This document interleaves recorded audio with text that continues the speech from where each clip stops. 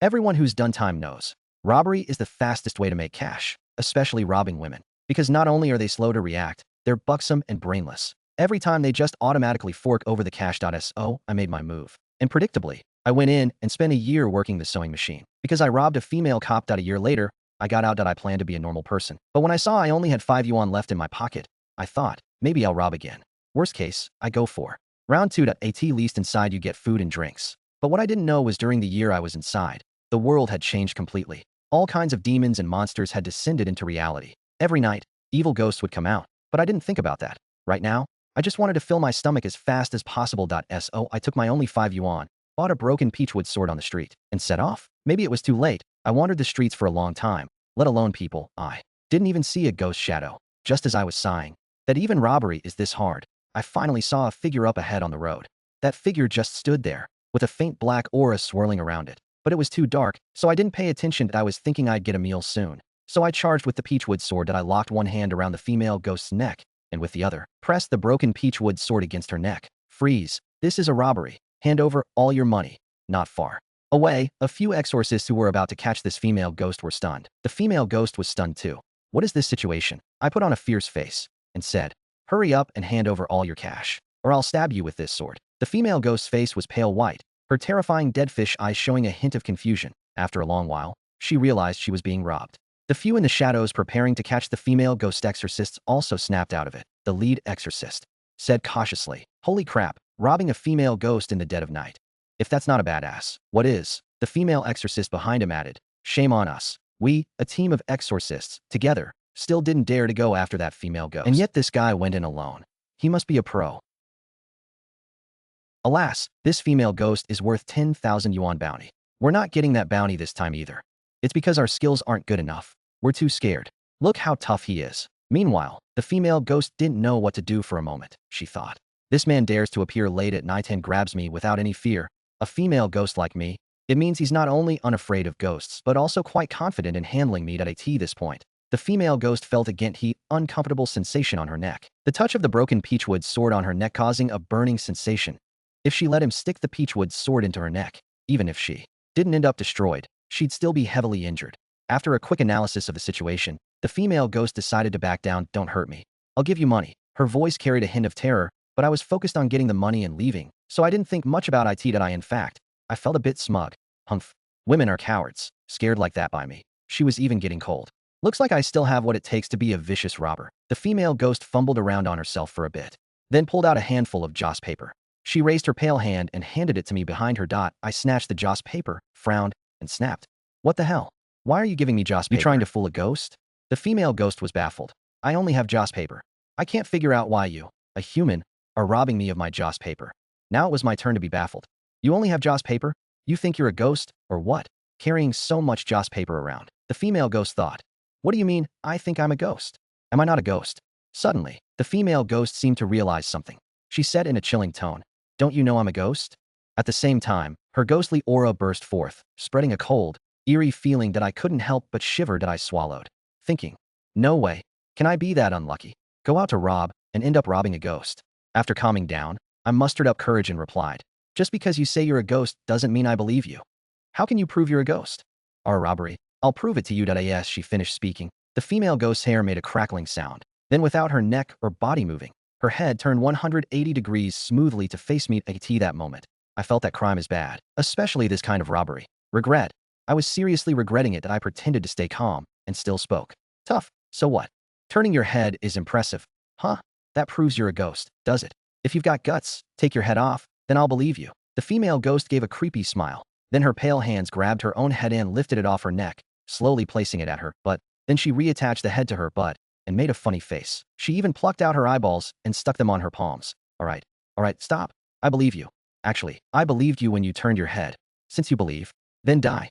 As she said that, she opened her mouth wide.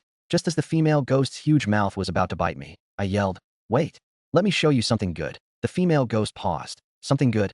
I let go of her neck and slowly unzipped my pants. The female ghost's eyes widened, thinking, indeed, he's going to show me something good.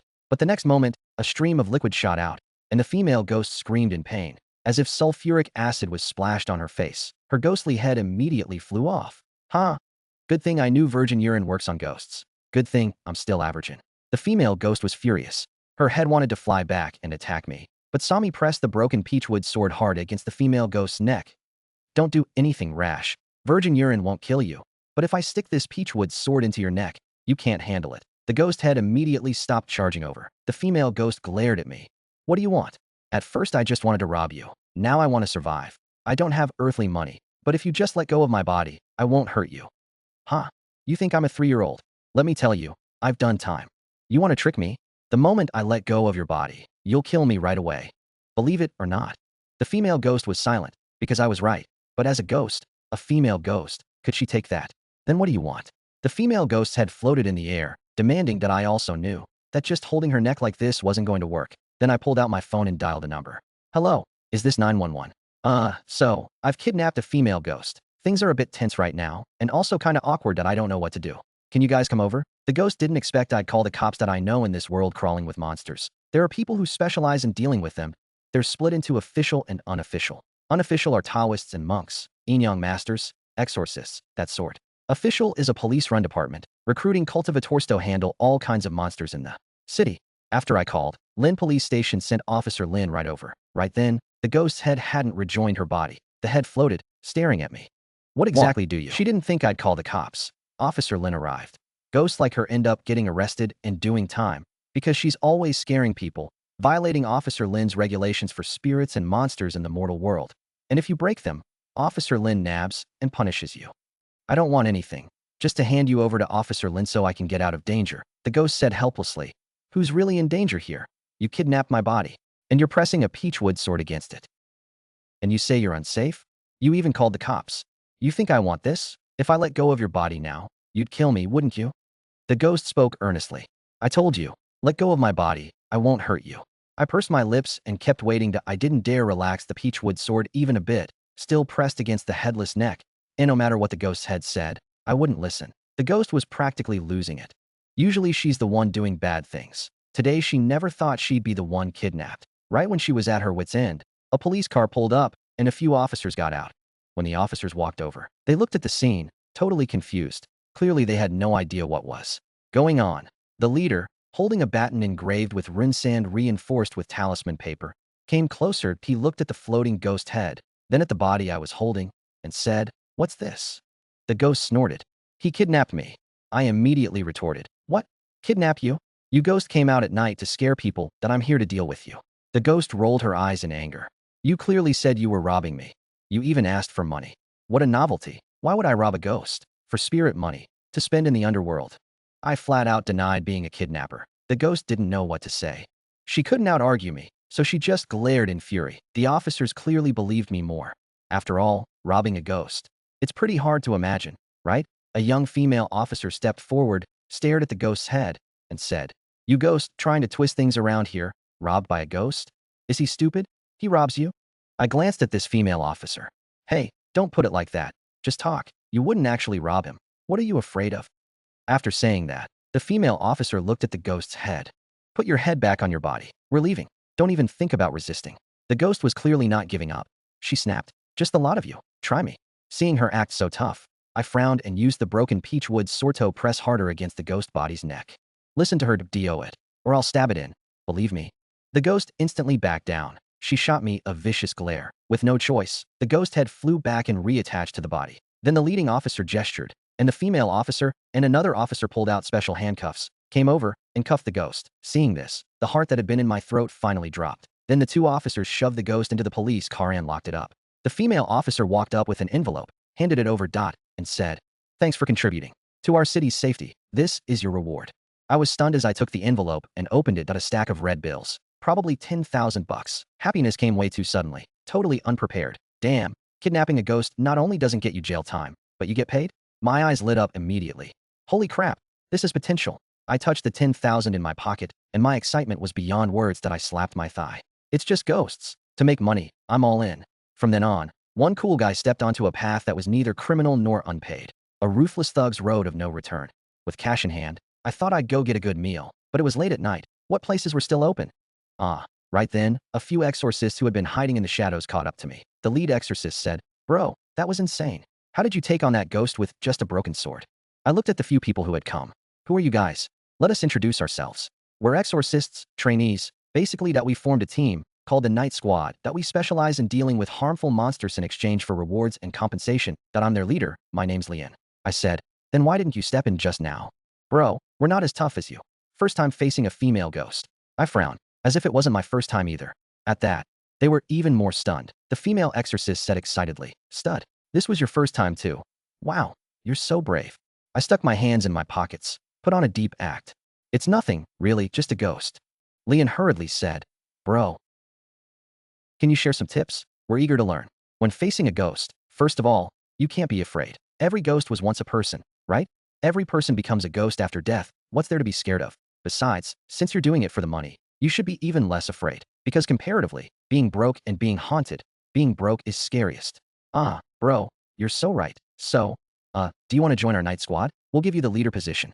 Lian said that. I thought about it for 1 second, then immediately refused. Reason being, why the hell would I split my cash? Just then, the police car that took the ghost reached an intersection. Suddenly, a red sedan chair carried by 4 small ghosts rushed in from the side and crashed straight into the police car. The red sedan chair was unharmed, but the police car flipped over. Inside the sedan chair, a beautiful ghost cackled, and beside her sat an unconscious male officer. He's going to the wedding. When the other officers climbed out of the wreck, the red sedan chair had vanished. That female ghost took the chance and flew away. Female Officer Lin angrily grabbed the walkie-talkie, shouted that Spring Breeze intersection had appeared. A wedding sedan kidnapped an Officer Lin. The female ghost they caught also escaped, requesting backup. Meanwhile, I originally planned to say goodbye to those exorcists, but then I thought, since I've decided to go after ghosts from now on, I need to know more. SOI asked, oh, right, when dealing with ghosts, what weapon is most useful? You're asking us that question? Of course I know. I just wanted to test you all. I see. The most common weapon against ghosts is a peachwood sword, especially one made from 100-year-old peachwood. And if that 100-year-old wood was struck by lightning, it's the finest of peachwood swords. Besides the peachwood sword, there are spirit-repelling talismans, ghost-killing talismans, demon-subduing rods, and also red string and 8 trigrams mirrors. The few exorcists answered eagerly. Vying to speak that I nodded secretly and memorized everything. Not bad. You guys are actually fine. When it comes to professional knowledge, what you lack is courage. They were very happy to hear that. Then the female exorcist said, could you demonstrate dealing with a ghost for us again? Or we could find a ghost, and you could give us pointers. I thought to myself, I don't know how to deal with ghosts at all. Besides, I haven't even bought any equipment yet. Just as I was getting anxious about this, a familiar female ghost was rapidly approaching from not far away. When this female ghost got closer, she saw me and was momentarily stunned that I was also stunned. Then I smiled and said to the female ghost, if this isn't fate. That female ghost was also dumbfounded. Second no. The female ghost fled from the police car. She didn't expect to run into me again. She was thrilled. Kid, didn't expect to meet you again. You're pretty unlucky, huh? Thinking back to when I kidnapped myself earlier and even hurt myself with little boy's urine, the female ghost got angry that I laughed coldly, said, I didn't expect to meet you again either. You want to create secondary value for me, huh? Who's unlucky between us is still uncertain. As I spoke, I pulled out the broken peachwood sword, stunned the female ghost. What's going on? Didn't I kidnap myself earlier because I'd made a mistake? Mistakenly thought I was a human. How is it that now we meet, and he knows I'm a ghost, yet he's still so proactive? Could it be he was lying to me before? As for money, sometimes it's scarier than ghosts. At least if kidnapping ghosts can get me money, then I won't hesitate. At this moment, gripping the broken peachwood sword, in my eyes there was no terrifying female ghost, only a walking 10,000 yuan. Those trainee exorcists watched Lian nervously from the side. You have to admire him. Just his aura. We don't know when we'll ever have that. The female exorcist nodded. He's so cool. He's not afraid of the female ghost at all. They had practically become my fanboys and fangirls. Little did they know that the idol they worship hadn't know any spells or cultivation at all. He only had the aura of a hardened criminal. Faced with me like this, the ghost was intimidated. She said, are you really an ordinary person? You're not afraid of me. I'm a female ghost. I looked at the female ghost and said, I wasn't afraid of you before either. Especially now that you're still wearing handcuffs. She was shocked. She looked down and panicked immediately. Just remembered she was still wearing special handcuffs. What to do now? The special handcuffs bound her hands. Even if she wanted to mess with me, it'd be hard. That I let out a weird laugh. Slowly approached the female ghost. The female ghost looked at me like this, inexplicably felt a little creeped out. As they say, humans fear ghosts 3 parts. Ghosts fear humans 7 parts. Once a person gets fierce, what room is there for ghosts? Don't come near me. I'm warning you. The female ghost said nervously. Not far away, the female exorcist was utterly amazed. So badass. I've never seen a ghost afraid of a human. This guy is a tough one. Skillfully placed the broken peachwood sword in my hand against the female ghost's neck. When the exorcists finally caught up, they saw me sitting on the female ghost with unparalleled dominance, already having subdued her. What happened? Ah, we missed it. Leon beat his chest and stomped his feet. The female exorcist also said, "That must have been amazing. Look at that female ghost." She was crying now. Too scary for a ghost. Whoa, what kind of person is this?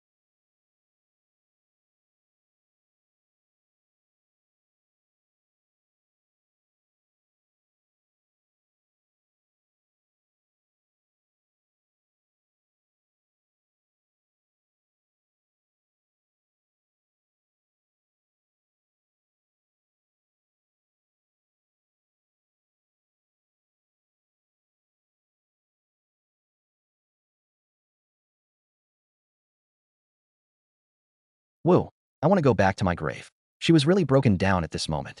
If I'd known I'd meet such a ferocious person tonight, I wouldn't have come out. Really, I should have checked the almanac before going out. I was also excited. Another 10,000 in the bag. This money is too easy to make. These words made Leon and the other exorcists blush with shame. Comparing people drives you crazy. They hadn't caught a single ghost, but this guy alone had caught the same ghost twice in one night. This made them feel deeply ashamed if they found out I don't even have any cultivation base. I wonder if they'd be ashamed enough to jump in a river. Just then, that female ghost seemed to think of something. She whipped out my phone from my pants pocket and dialed a number with lightning speed. The call connected fast. Hello? Is this 110? I'm the female ghost who just escaped after being arrested. But now this psycho thug has caught me again. Please hurry up and come. Hurry, it's terrifying for a ghost. Huff, huff, hurry. I was dumbfounded by the ghost's insane move. Since when do ghosts call the cops on themselves? I was gonna call them anyway. But now, the female ghost already did it for me. Not far away, Leon and the other trainee exorcists were practically ready to worship me. They were in total awe. First time they'd ever seen a ghost-driven toe call the cops and turn herself in. Tonight wasn't a waste. Truly an eye-opening experience. The others all nodded. They all felt like they'd seen something new and wild. Not long after, the spirit cops from the spirit police station roared over in their car. The female spirit cop got out first. When she saw it was me pinning the female ghost to the ground, her eyes lit up. "Oh, it's you. I didn't expect this female ghost still couldn't escape your grasp." I glanced at the female spirit cop and said with a grin, "I saw she'd escaped again. Was I gonna let her keep running around causing trouble? So I took decisive action and subdued her. You are truly amazing."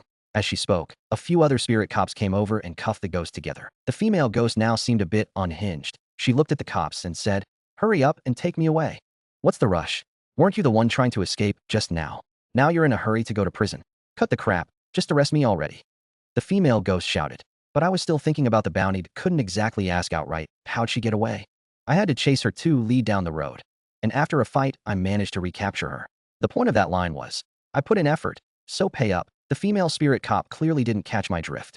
On our way escorting the female ghost back, we ran into the red sedan chair incident. The bridal ghost inside the red sedan chair kidnapped one of our spirit cops. By the time we caught up, male spirit cop lost most young energy. He won't recover for 10 years, maybe longer. And this female ghost found her chance to escape during that chaos. We thought she'd gotten away for good, but didn't expect you to catch her again. You're incredible. As she spoke, the female spirit cop glanced at the ghost. Her look was more than fear. It was like I was some kind of terrifying monster. Seeing that the female cop really wasn't getting the hint, I cut to the chase. By the way, I'm still not clear on your bounty system. Reward for recaptured ghost. Every capture counts as one bounty. Oh, right? You caught her again for us. There should be another 10,000 yuan reward. Heh, reward or not, it's no big deal. No, we have to give you the reward. The female spirit cop handed me another 10,000 that in the end, I reluctantly accepted it. With the money in hand, I didn't want to drag things out. So I said to the female spirit cop, I won't hold you up. Take the ghost back and keep a tight watch on her. Got it. She then grabbed a pair of leg ironsto put on the female ghost and I took the chance to ask the ghost, hey, if you ever escape again, don't forget to come find me. The female ghost's face went black. I'm never escaping again. Drop that idea. I'm serving life in prison. Oh ho, you've noticed it too. Prison is pretty great. After the police car left, I grinned. One night, fleecing the same ghost twice for 20,000 yuan. This is a gold mine. Lian called it amazing. Big shot. I waved my hand. I've shown you the ropes. We've grasped your essence. We'll study and practice hard. All right then. It's late. I'm heading out. With that, I turned to leave. This job pays well. I believe in myself. Even without magic, with the right gear, I'll be fine. But just then, red sedan chair, for spirits that suddenly appeared. It crashed into me from the side. The next moment, I vanished and found myself inside the chair. That scene terrified the exorcist behind me. Ian's face went pale. The red sedan chair. The bridal ghost. That's a fierce ghost. Call the cops. The big shot's been taken by the bridal ghost. The female exorcist's lips trembled. It's over. The bridal ghost is terrifying. The big shot is done for. Inside the red sedan chair, I looked around. Ghost in bridal gown with a red veil covering her head. I frowned. Hey, what's this? A ghost playing cosplay. The female ghost let out a creepy laugh. Come kiss me. Let's consummate our marriage. My eyes suddenly lit up with excitement. This good fortune. Tell me, Chinese ghosts don't trick Chinese people. The female ghost was a bit stunned. This wasn't her first time grabbing a man to absorb yang energy. Usually, the men she caught would scream and shout, beg for mercy, or just faint. But today, this man had her completely thrown off. She thought, does this guy not realize I'm a ghost? I'm a ghost. I know. So what? Nothing. For a moment, she didn't know what to do. First time with this, but I wasn't thinking that much. I was just thinking how lucky I was tonight. Just discovered that kidnapping ghost gets you a bounty. Flecked the same female ghost twice. And now a ghost comes to me voluntarily and even wants to consummate a marriage. After the deed, I'll just turn around and call the cops. Lynn's people take the ghost out and score another 10,000. Get lucky and get paid. This is an absolute sweet deal. Thinking that, I said to the ghost, come on, baby. Let me lift your veil. Before the ghost could react, I grabbed her red veil and yanked it right off. The moment it came off, a stunningly beautiful, exquisite face met my eyes. For a second, I was completely mesmerized. She's this gorgeous. Oval face, big eyes, long eyelashes, arched eyebrows, and two sexy red lips. Almost the perfect woman. The only flaw was the bridal ghost's face was far too pale. Of course, that eerie, terrifying paleness to others, she looked more beautiful. The bridal ghost hadn't expected to lift her veil so eagerly, catching her off guard. What do you think you're doing? What am I doing? Lift the veil, consummate marriage. What? Trying to weasel out. Oh, you've got some nerve. You know I'm a ghost, and you still want to consummate with me. Who the hell are you? She now had reason to suspect I might be a cultivator, and a very powerful one at that. I might be a cultivator and probably a really powerful one at that. After all, aside from a powerful cultivator, he really couldn't figure out who else could stay so calm in front of a fierce ghost like him. Even dared to play along with his own game and try to take advantage of him. All I cared about was getting some from the female ghost, and then turning her in for the bounty to oh, what exactly are you getting at? You said once the veil was lifted, we'd consummate the marriage, and now you're just beating around the bush. That's just you going back on your word, isn't it? I'm not backing out.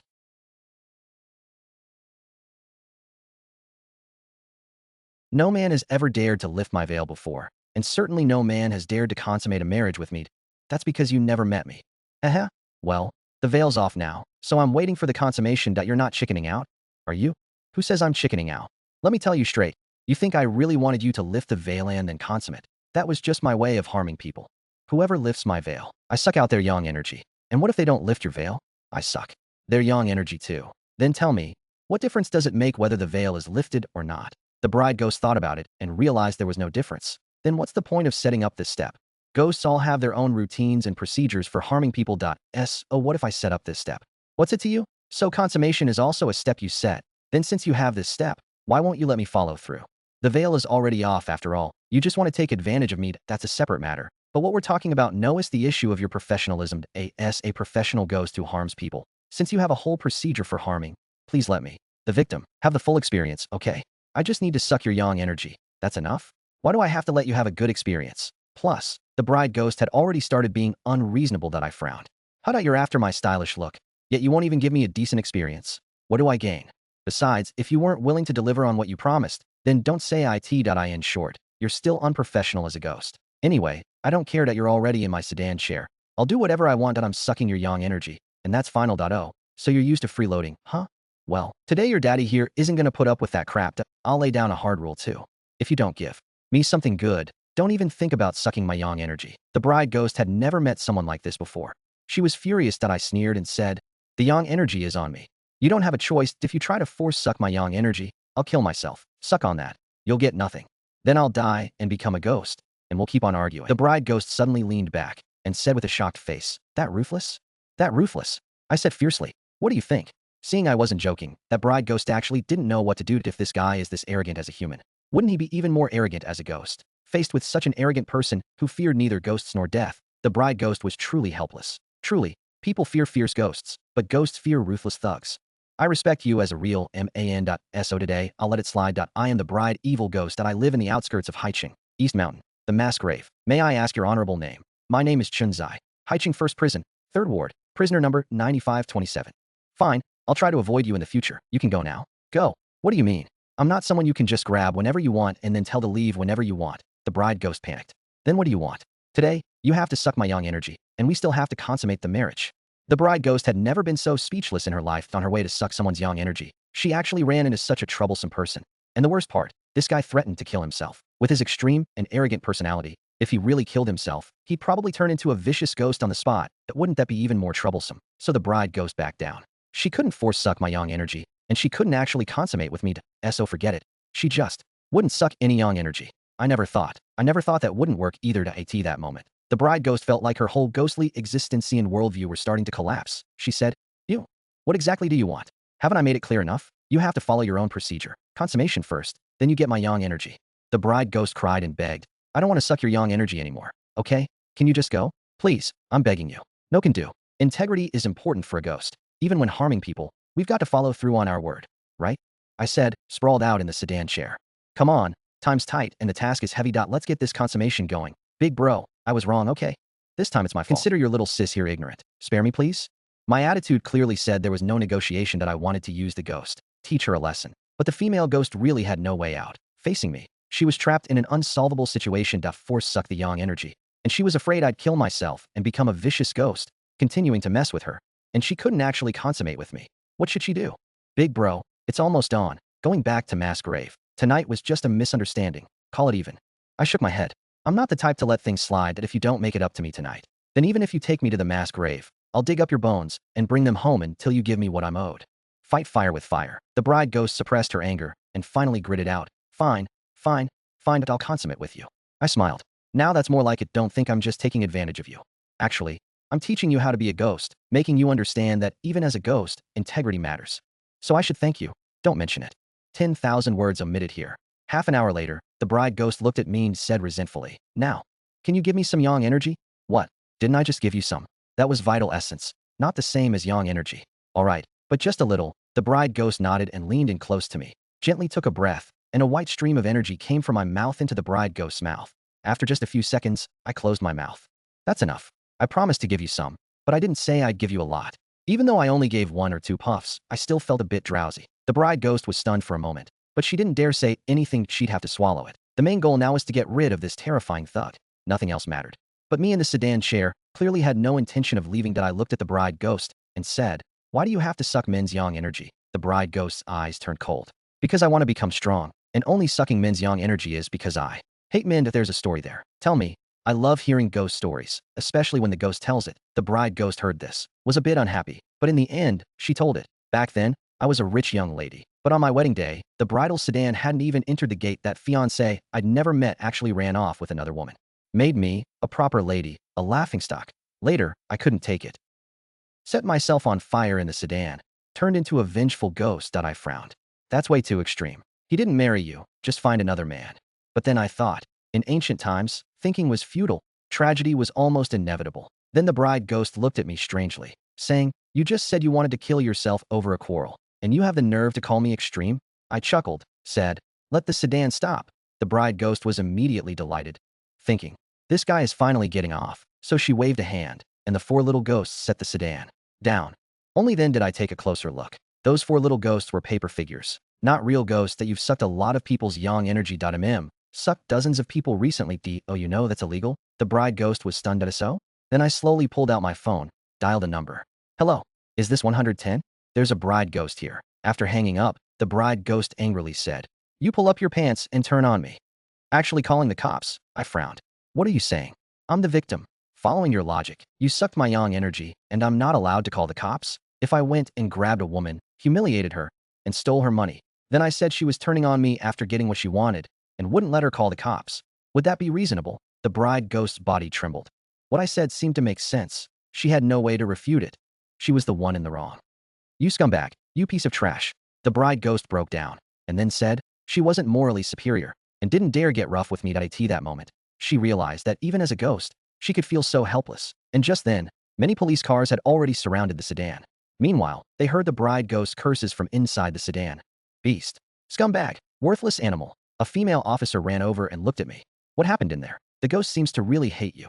What did you do to her? This is my first day as a thug, and instead I got tied up. Isn't that a slap in my face? Besides, this bride ghost promised to lift the veil, consummate, and suck yang energy. She did every single one. After that, calling the cops is completely reasonable. Damn, she sucked so many people's yang energy. She feels wronged. The bride ghost glared at me. Chinzai, right? I'll remember you. Now I'm weak and alone. I won't argue with you. But do you think these spirit cops can catch me? Saying that, the bride ghost suddenly shouted loudly and flew straight out through the top of the sedan. A dozen spirit cops pulled out ghost-catching guns, aimed at the sedan roof, and fired. Special large nets instantly spread out and lunged, directly netted the bride ghost. The bride ghost let out a scream. White smoke kept rising from where the net touched her. Finally, she burst out with ghostly energy, suddenly strained hard. With a few cracking sounds, the net that held her snapped and shattered.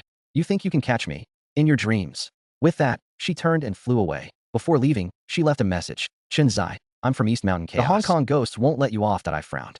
These spirit cops are really useless. I created such a good opportunity for them, and they still blew it. Then the female officer came to my side. Boss, are you okay? I'm fine. But you guys are really incompetent. You let her get away. She's very strong. Our precinct doesn't have any experts here right now. Boss, you need to be careful. It's said that the ghosts of East Mountain Burial Ground are quite powerful. This bride ghost holds a grudge against you.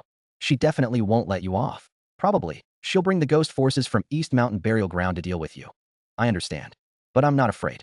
Yu Lingjing heard this and said admiringly, Master Yi, your fearless courage is simply invincible. Oh, my name is Jin Yi. I was stunned. Jin Yi. My name is Zi Yi. Then the squad leader came over and chuckled. My name is Wu Yi. After saying goodbye to the spirit cops, I went home alone. The next day at dawn, I went to that incense shop from yesterday, planning to buy more gear. Who knew the short-haired girl, the moment she saw me, directly said, the 5 yuan item is gone. Go look somewhere else. I was speechless. At your place. Do you have any cultivation manuals for Taoist arts or something? Basic beginner's manual, 5,000 a copy. Fine, I'll buy one. The short-haired girl saw me pull out 5,000 yuan. Her attitude did a complete 180. Then, she handed me a copy of the beginner's manual. Then she said with a sweet smile, Boss, anything else you need? We'll talk about the rest later. I'll go home and study this first. After saying that, I left, returned to my old rental room. According to the manual, cultivation is using the body to absorb the energy of heaven and earth and form true qi inside the body. With true qi, you can use Taoist arts, sorcery, Buddhist methods, etc. I finished reading the manual in half a day. Started cultivation in the afternoon. When it got dark, I suddenly opened my eyes. A flash of green light appeared in my eyes. I had already learned to absorb qi. That easy? Could I be Aeon Century cultivation prodigy? Practiced for another half day. I felt that in my lower abdomen's dantian, I had absorbed quite a bit of true qi. That feeling was very comfortable. It was as if that true qi could be unleashed at will. After getting started in cultivation, I went out again to the incense shop. Are there other manuals for learning Taoist arts or something? Didn't you just buy that one this morning? I finished it, and I've already started. The short-haired girl looked speechless. That beginner manual. I've read it for years and still haven't started. You say you finished it in half a day? But she held back, not daring to say it. Then she took out another book from inside. This is the complete Taoist arts. Includes talismans, incantations, and hand seals. The price is high. 15,000 want it. 13,000, and I'll buy it. Fine deal. Damn, I overpaid. After handing over the money and receiving the goods, I went back to the rental room, opened the complete Taoist arts, and started reading. After reading until midnight, I take a deep breath, learned a few talisman drawings and spell casting. plus the hand gestures for the seals. Now I guess I'm a technically skilled bandit. Figured since it was midnight, I'll go find a ghost, and maybe score some bonus cash while I'm at it. With that in mind, I decided to make a magic weapon first. Looked around the room. All I found was a rusty watermelon knife that I immediately followed the method, gathering the true chi in my body to my fingertips, and carved talismans on both sides of the rusty blade. As the true chi hit the blade, carved lines slowly appeared. After a moment, a full divine soldier talisman emerged on the blade. Finally, I bit my finger, squeezed out 2 drops of blood onto the talisman. Heaven round, earth square, red decree, 9 chapters. Consecrate and awaken, divine soldiers hidden, eternal power, might without limit. Swiftly as the law commands, a sudden rain falls on the watermelon knife. Instantly, the 2 divine soldier talismans flashed with light. After all that, I was dripping with sweat. Didn't think making a magic weapon would be this exhausting. Then I picked up the watermelon knife and headed out. If I don't kidnap a ghost now, how can I call myself the Midnight Bandit? As usual, the street was empty. I walked 2 blocks and finally saw 3 ghosts up ahead. One with a dragging long tongue, one with a knife stuck in his chest, and one with a bullet hole in his head. Well, damn. None of them looked like friendly ghosts. I held up the knife and followed them. Just as I was about to ambush them from behind, I heard the long-tongued hanged ghost say, "Hey guys, have you heard? A bandit showed up in Haicheng, specializing in kidnapping ghosts." Well then, that's me. The 3 ghosts laughed. I knew it was you. No way 2 bandits would pop up this fast. Hearing that, I nodded too. All right, that's a relief then. Thought someone was trying to steal my job. The 3 ghosts spoke up. So can we leave now? I dropped the smile, stared wide-eyed at the 3 ghosts. Damn, you know I'm the bandit, and you still think you can leave? The ghosts faced reality. 1. They realized things might be serious. Then I slowly pulled out the watermelon knife, let out a creepy chuckle. You can remain silent, but anything you say can and will be used against you in a court of law. Of course, you can also resist. See if you can take my slashes. With that, I swung the watermelon knife. The 2 divine soldier talismans on the knife radiated power that terrified the 3 ghosts. The 3 ghosts were completely stunned. This really is the Midnight Bandit, the one who, in a single night, ghosts sent to prison twice. Even the bride in red, a fierce ghost, is afraid of him. Don't hurt us. What do you want? Just say it. Then the bullet hole ghost said, "Yeah, don't hurt us. Send us to prison. That's fine. We'll go." They were cooperative. For a moment, I was at a loss. No, don't be so meek. You should at least resist a little. You're ghosts. After all, you might take me down. The 3 ghosts looked at each other, shook heads. No need. We'll surrender willingly. Yeah, we don't want to resist.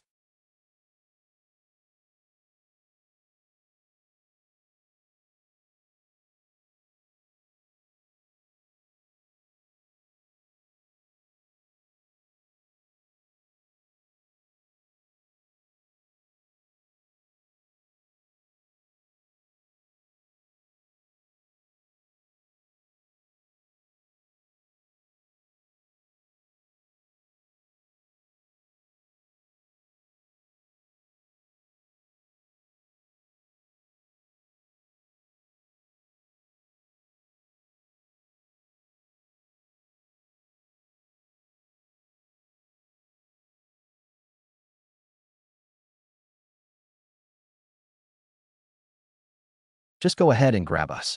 Okay, they had heard about last night. Rumor had it that the female ghost he kidnapped ended up in Lin police station and her mind was a little messed up afterward. That's way too scary for ghosts, and no matter what, they didn't fight. Hearing that, I wasn't having it. I studied Taoist arts and even made a magic watermelon knife. And now these 3 ghosts won't let me cut them? How is that fair? At the very least, if you don't resist at all and just let me tie you up like this, won't that be a waste? Won't you feel humiliated? Being caught by a bandit like you. That's no humiliation at all. That we wouldn't dare feel wronged. Being kidnapped by you is exactly what we deserve. Here's the rope for you. Hurry up and tie us up. Quick, I can't wait. You have to resist, so I can tie you up. The 3 ghosts simply refused to fight back. They grabbed the hanged ghost's rope and wrapped it around themselves. And in no time, all 3 were tied together. Brother Bandit, call the cops. I'm totally lost. What the hell went wrong here? But am I the type to give up easily? I frowned. He said, "You insulted me." All 3 ghosts froze. They shook their heads. "No, we didn't. I heard it. You cursed me out." I said firmly, "We really didn't. We swear." I said, "You did. So you did. How dare you curse me? I'll cut you for that." And with that, I directly cut the rope binding the 3 ghosts. This move creating something out of nothing, suddenly made the ghosts understand. The knife in chest ghost widened his eyes and said, "Are you just trying to get a chance to slash us?" I stepped forward with the knife. "No, not at all." Then I swung the watermelon knife at them. The hanged ghost got mad. "Think we're that easy to bully?" He suddenly whipped his head, and his long tongue shot out like a whip, laced with ghostly energy, straight at me. I smirked, gathered true chi in my left hand, and caught the flying tongue in one grab. "That tongue is too long. Makes it hard to talk. Let me give you a little surgery." As the words left my mouth, I swung the watermelon knife in my right hand. With a slicing sound, I cut off a section of the long tongue. The remaining tongue instantly retracted. The pain sent the hanged ghost flipping backward and hitting the ground. My eyes lit up that I looked at the watermelon knife. It really can hurt ghosts. Just then, the knife in chest ghost lunged at me, his ghostly claws sprouting long black nails. He stabbed at me. I gripped the watermelon knife slash back. With reverse grip, a series of cracks. All 10 ghost nails cut off. Knife ghost sent flying. Hit the ground. Bullet hole ghost kept his distance. Spit out a stream of ghost energy. Straight at my face. I gathered what little true energy I had left. Channeled it into the watermelon knife. Point 1 slash. The knife, boosted by true energy in the divine weapon talisman, suddenly glowed faintly, cleaved the incoming ghost energy apart. Then the residual light shot out. Hit the bullet hole ghost instantly. He screamed in pain, flipped backward. All 3 ghosts scrambled up, battered. They exchanged glances. "We really are easy to bully," they said in unison. "Run," they shouted, and bolted. I smirked. "Where do you think you're going?" Hearing that, they stopped dead, ready to surrender again. I quickly said, "No, no. You have to run. Otherwise it's no fun." All 3 ghosts started crying. "What does this jerk want?" Suddenly, it's easy to understand why that female ghost and the bride ghost lost it. With this kind of torture, who wouldn't lose it? Finally, they couldn't take it anymore. They grabbed a passerby's phone, dialed a number. "Is this 910? We're drunk ghosts. Come arrest us now." The spirit police arrived fast this time. Seeing them, the 3 ghosts crawled to the cops, hands out. "Cuff us and take us away. We scare people all the time. We do bad stuff constantly. Lock us up." The cops were dumbfounded. Ghosts are this eager to confess nowadays. In the end, I pocketed another 30,000 yuan bonus, faking sorrow. Haha, making money feels great. When I got home, overjoyed, I suddenly realized something was off. A fresh bloody handprint on the door. More importantly, writing all around it. "Offend the bride ghost, and you provoke East Mountain Graveyard. Tonight declares East Mountain Graveyard." I frowned. What's this supposed to mean? Pissing off the bride ghost means provoking East Mountain Graveyard. "You come write your declaration on my door too." Just as I was muttering, 2 ghosts slowly emerged from the shadows. Point 1 complained, "I told you not to. Write so much crap. There's not enough room to stand. Now you can't fit the characters." The one with a brush said, "I was just showing off my education. Besides, I thought he'd get it's a declaration of war." As he spoke, he added the character, war, after declaration. Then he turned to me. "Chun Zai, take a good look. Declaration of war. Done." The 2 ghosts wasted no time. They turned to leave. I shouted, "Stop. Who told you to vandalize my door?" They were startled by my yell. "Didn't you read what's written? We're from East Mountain Graveyard. Of course, our boss sent us to write it." "What? Is your boss running a gang? You try it, wannabes. Young and dangerous extras. Clean it off. Now, we clean it just cause you say so. Kid, we're ghosts.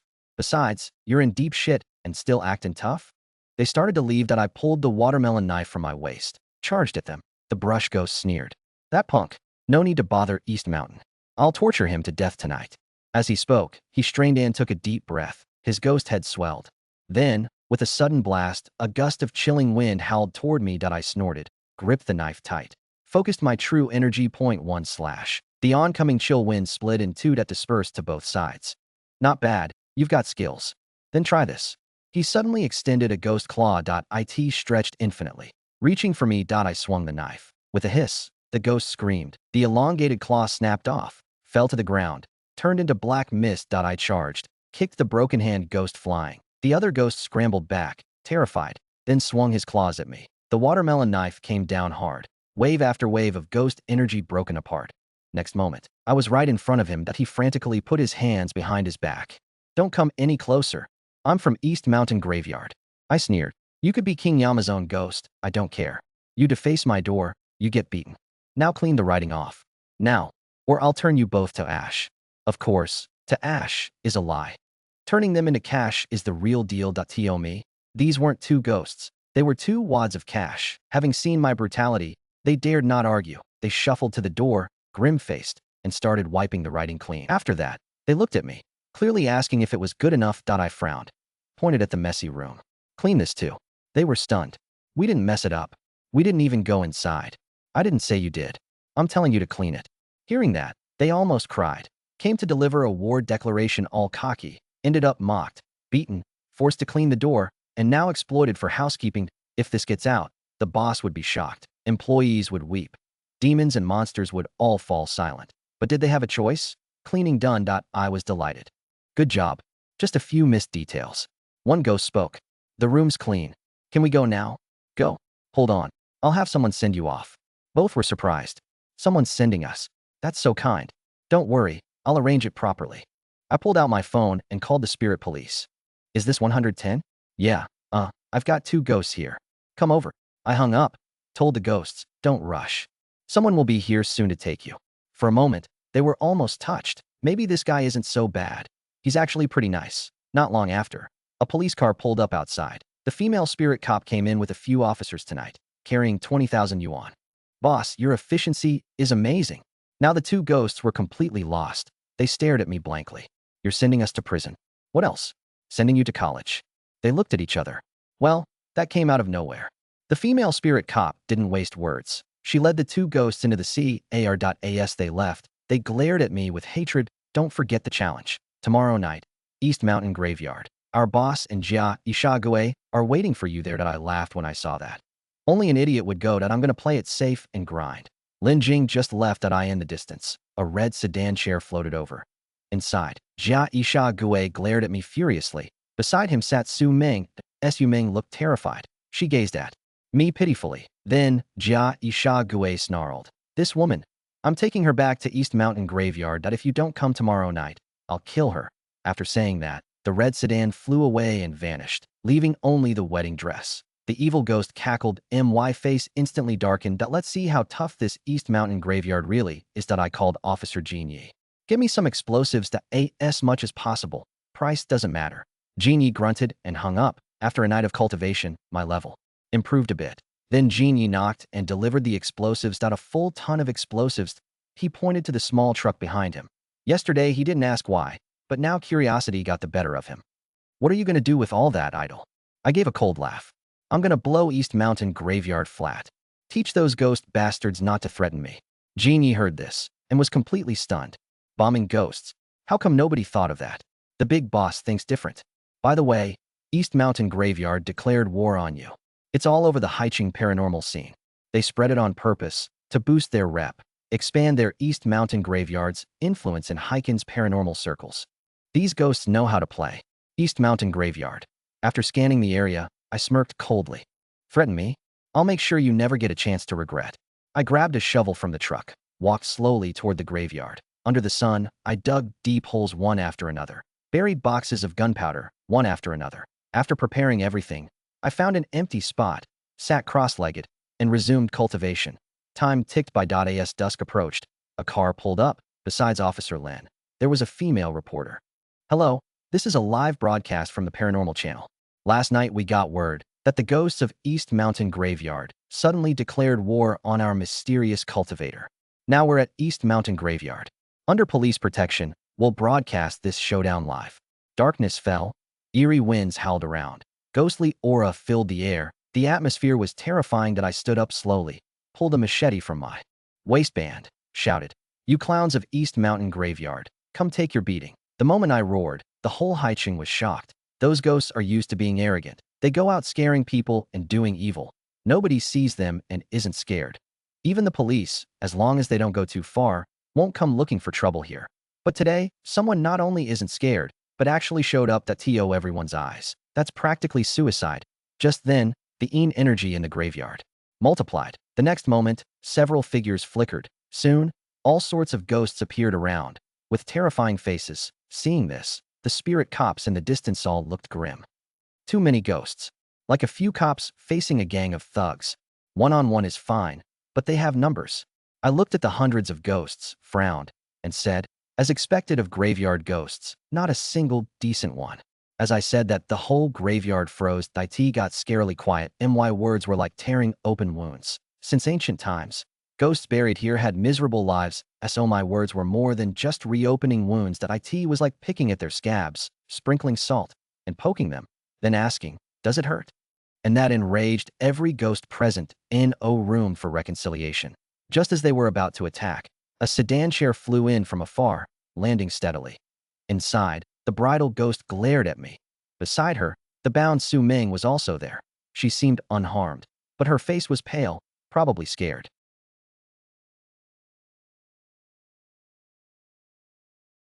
You actually dared to come. I sneered. You know how tough I am. Why wouldn't I come? The bridal ghost blushed. Embarrassed, she said, then prepare to die. I didn't expect you to be so obsessed with me. It's just that little thing in the sedan. Why can't you let me go? You have to kill me. To keep you company? I'm not afraid of trouble, I said, letting imaginations run wild. Everyone was confused. Felt like some R-rated secret in the live broadcast room. The comments exploded. Damn, no wonder he's called the bandit. Judging by her attitude, she probably got described by him. Holy crap. Didn't know there's a stud like Ning Kai-chin. The bridal ghost spat in anger. When you die, I'll tear your soul apart. So you can't even become a ghost. With all these ghosts here, you think I'm still afraid? Then no negotiations. My eyes turned icy. Enough bullshit. Go kill him. Tear his soul apart. Make sure he never becomes a ghost. The bridal ghost knew well. If a perverted scumbag like him becomes a ghost, given a moment to react, he'd become far more vicious than any ghost here. The moment he dies, he must be obliterated. Otherwise, it's over. With her order, all the wandering ghosts of the graveyard rushed at me at once. Seeing this from afar, Lin Jing was terrified, but I kept calm. Gripping my machete firmly, I said coolly, I'll give you one last chance. Let her go and apologize. I'll pretend nothing happened. The ghosts heard this and thought I had lost my mind. Hundreds of ghosts are about to kill him, and he still says that. Makes it sound like 100 of him are after one ghost. They didn't heed my warning. They kept charging. I laughed. Looks like I have to claim that bonus tonight. With that, my left hand touched the detonator in my pocket. I pressed a few buttons. The next moment, boom. Several terrifying explosions boomed out on the raised slope of Dongshan Mass Grave. Right in the middle, several explosions in a row amidst the flying dust. Many dry bones churned up. Some bones were shattered directly by the blast. At the same time, at least a dozen ghosts screamed in unison. Obviously, their bones were destroyed. They felt the effect. As for the other ghosts, they were all stunned. They stared blankly at the explosion site. That terrifying power made even these ghosts feel shocked and afraid. Then all the ghosts turned to look at me. Damn. I never dreamed this guy actually hit them with physical force. The bride ghost in the red sedan was also dumbfounded. I asked you to fight. Damn it, and you come to blow up graves. That's not playing by the rules. I just grinned, said, fun, right? Exciting. Huh? I've got 10 more detonators like this, everyone. Take it easy, line up, and watch me set them off one by one. When your bones get blown out, all the ghosts present were dumbfounded by my slick moves. They stared at me intently at that moment. They all had one thought: this guy must be a demon making a fight appointment with ghosts, and he uses bombs to play physical attack with a bunch of ghosts. Is that something a human would do? Now this group of wandering spirits all seem uncertain what to do after all. Their remains were threatened. That's no small matter. The bones are the root. Once damaged, the soul will also have problems. Among these ghosts, a white-haired old ghost stepped forward. His ghostly energy was extremely strong, obviously a powerful ghost. He spoke. Kid Ree, the first to use bombs against us ghosts. To be honest, this caught us completely unprepared. I snorted. Who are you? I'm the boss of this mass grave. The white-haired old ghost pointed at the bride ghost in the red sedan, said, she's my granddaughter. No wonder you got the whole mass grave to back her up, old ghost. No more bullshit. I'm about to blow up your mass grave. I'm reckless. As always, the old ghost clearly cared about the bones, hastily shouted. Wait. Young man, you bullied my granddaughter after all, made our Dongshan mass grave lose face, but the matter isn't unsolvable. How about we each take a step back? You kneel and apologize to my granddaughter and we'll let it go. Then our Dongshan mass grave won't pursue it.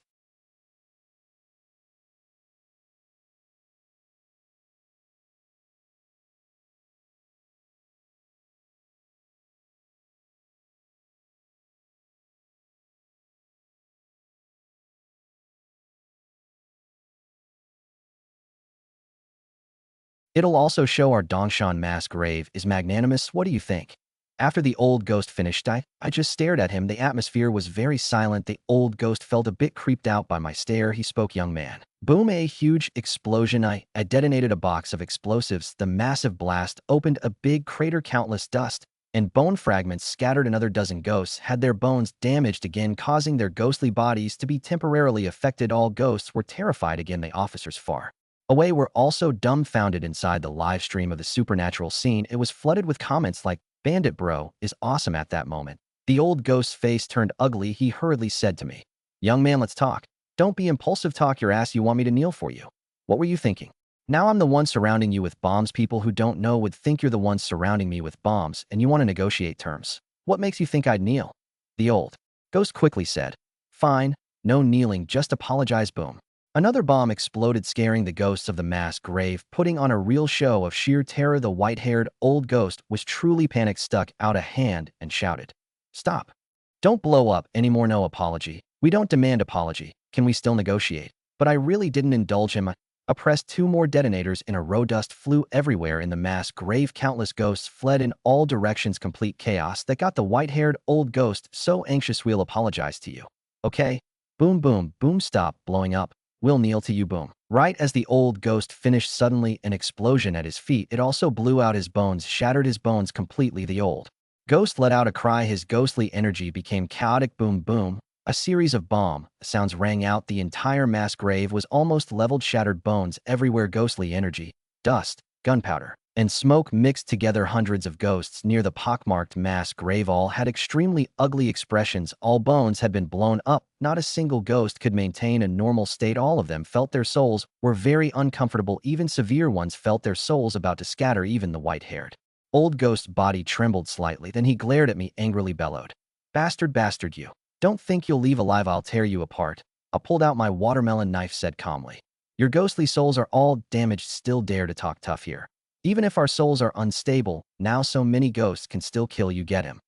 With a roar from the white-haired old ghost, the ghosts around that could still move all rushed at me. Grinned, gripped my watermelon knife tight, swung at a ghost charging at me. When it struck the ghost, sparks flashed. The ghost screamed and flew backward.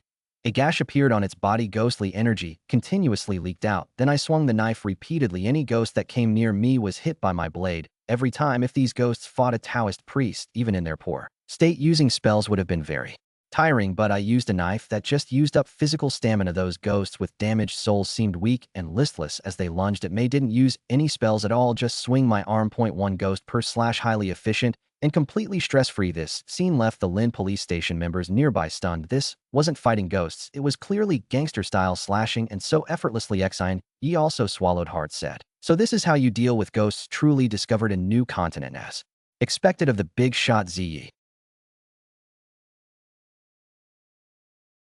And while everyone was shocked, the ghosts in the mass grave were getting more cowardly with each hit. Their bones got blown up by bombs. Their souls were already weak for a short time, so even though they lunged at me, their attacks could barely hurt me. But the knife in my hand had divine weapon runes, plus I was way too fierce. One ghost per slash. In the blink of an eye, I'd already taken down over half, so there I was, holding a watermelon knife, condensing true chi slashed from the east slope of the mass grave all the way to the west slope without even blinking, and my eyes weren't dry at all. Soon countless ghosts lay on the ground wailing. Not only were their bones blown up now, they were all more or less cut and injured. Even that white-haired old ghost, when it charged at me like crazy, I almost hacked off one of its arms. That white-haired old ghost was actually pretty strong, but there was something wrong with its corpse now. It's ridiculously weak. No way it could hurt me. After I slashed it once, it lay on the ground, wailing in pain. When it looked up at me again, its eyes were full of regret. If only it knew it was messing with such a ruthless bastard, it wouldn't have declared war. Now look, its corpse is shattered. Its soul got sliced up soon. Not a single one of the 100+ ghosts was spared, all severely wounded. When the dust settled, a figure emerged. It was me, holding a cleaver, gasping for breath. "Damn, I'm a bit tired." The dozen or so spirit cops in the distance nearly fainted. "Holy shit. One guy took out over 100 ghosts after all that build-up." He sighs and says he's tired. I asked, "This guy even human?" Then I carried my cleaver over to the red sedan chair right. Then the next baying ghost inside the chair was completely stunned. It knew I was tough, but it never fucking expected I had reached this level of badasser for the first time. It was this scared of a person. Even when it met Taoist Master 9 from Maoshan a century ago, it wasn't this terrified. Seeing the fake Bane ghost standing there dumbfounded, whether it was scared or just hadn't caught UP, I didn't care. I just stepped forward and reached out, pulled Su Minger out of the sedan chair. You okay? Su Minger shook her head, blinked her big eyes like she could barely believe I would go to such lengths to save her. Isn't this more touching and romantic than riding rainbow clouds to pick her up? Just as Su Minger was drowning in emotion, I looked at the bridal gown ghost in the sedan chair. The bridal gown ghost looked back at me. Her eyes were incredibly complex. I was silent long. Then, with deep emotion, I said from the heart, honestly, before I met you, with that opening line, the atmosphere instantly built up. The bridal gown ghost's heart trembled looking at me, she thought. This feels ride's about to get all sentimental. Sure enough, I suddenly looked up at a 45-degree angle. Before I met you, I really fucking never thought that making rules so people could freeload off me was actually a thing. The bridal gown ghost's face stiffened, her body trembled slightly. That fucking hurt. A side shook my head and continued, of course. What surprised me even more, the bridal gown ghost looked at me with a sliver of hope, thinking, there must be a twist, and listen to this. What surprised me even more is that after they freeloaded off me, they actually got bonuses. The bridal gown ghost's body jolted violently. The next second, she let out a desperate shriek. You piece of trash. Bastard. Her body, mind, and spirit were all crushed by May grin, then turned around happily and walked away. Tonight's outcome was a pretty big blow to those supernatural scumbags. Thinking that, I muttered to myself, working so hard to fight these ghosts tonight. The bonus is definitely going to be huge. Hehehe. Su Minger was stunned. You came to save me, but didn't forget to earn a bonus on the side? Correction. I came for bonus, saved you. Aside that, Su Minger's delicate face froze. I immediately grinned again. I don't care. You saved me anyway. I'm sticking to you for life. I frowned, turned back to the ghosts, and said, hey, maybe you should take her back after all. Before Su Minger could be scared, the ghosts had already scrambled away. Fuck. The first time they grabbed her, the graveyard got blown up and all these ghosts got slashed up. Now they want us to try again. Are they sure this isn't entrapment? Under the fearful gaze of the ghosts, I left the graveyard, walked over to the spirit well area. The dozen or so spirit cops all looked at me with admiration. The female spirit cop couldn't wait to speak tonight. You really gave those ghosts a beating tonight. I'll put in for your bonus when I get back. At least 100,000. Because not all the ghosts in that graveyard had done bad things, so some won't be arrested. Besides, what happened to them is punishment enough. I didn't show it on my face, but inside I was ecstatic. Tonight's fight was totally worth it. Then I'll trouble you. I'll leave this place to you guys. I'm tired, heading back to sleep. I yawned as I spoke. Left with Su Minger after just a couple steps, I suddenly turned back and shouted at the ghosts in the graveyard. Even though I've already beaten you guys up about tonight's matter, you'd better come to my door in person and apologize. Otherwise, heh. With that, I swaggered off. Those ghosts were all furious, but none of them dared to say a word. The next night, I grabbed my cleaver, ready to go rob some more ghosts, but when I opened the door, I froze. Outside the house, a dark mass of over 100 lonely ghosts were kneeling, and these were the ghosts from Dongshan graveyard, including the white-haired old ghost and the bridal gown ghost. They all knelt there. Not one of them dared to defy. These ghosts clearly realized the seriousness of the situation. If they didn't come apologize properly, God knows how I'd deal with them. In the face of absolute violence and a deranged thug like Methy had to bow their heads, and behind these ghosts several police cars were parked. Many spirit cops looked at me with awe. Not just the spirit cops. Not far off, there were some Taoist priests and monks, exorcists, and the like. They had also come to watch the show. After all, they missed the excitement last night. Tonight, a crowd of ghosts kneeling to apologize. That's worth seeing. Everyone looked at the scene and worshipped me like crazy. This is making ghosts apologize, and that many ghosts. It was quite the talk of the Hainan supernatural circles. Right then, I clasped my hands behind my back and said calmly to the ghosts, why didn't Officer Lin's precinct lock you up? That doesn't seem right. At least you should be charged with a fray. The white-haired old ghost thought to itself, a fray. That was a beating, not a fight. It said, the precinct already registered us. We all have to serve some time, more or less. They specifically gave us a chance to come to you first. Didn't you say last night we had to kneel and apologize today? I just remembered. I guess your attitude is acceptable. You can go now.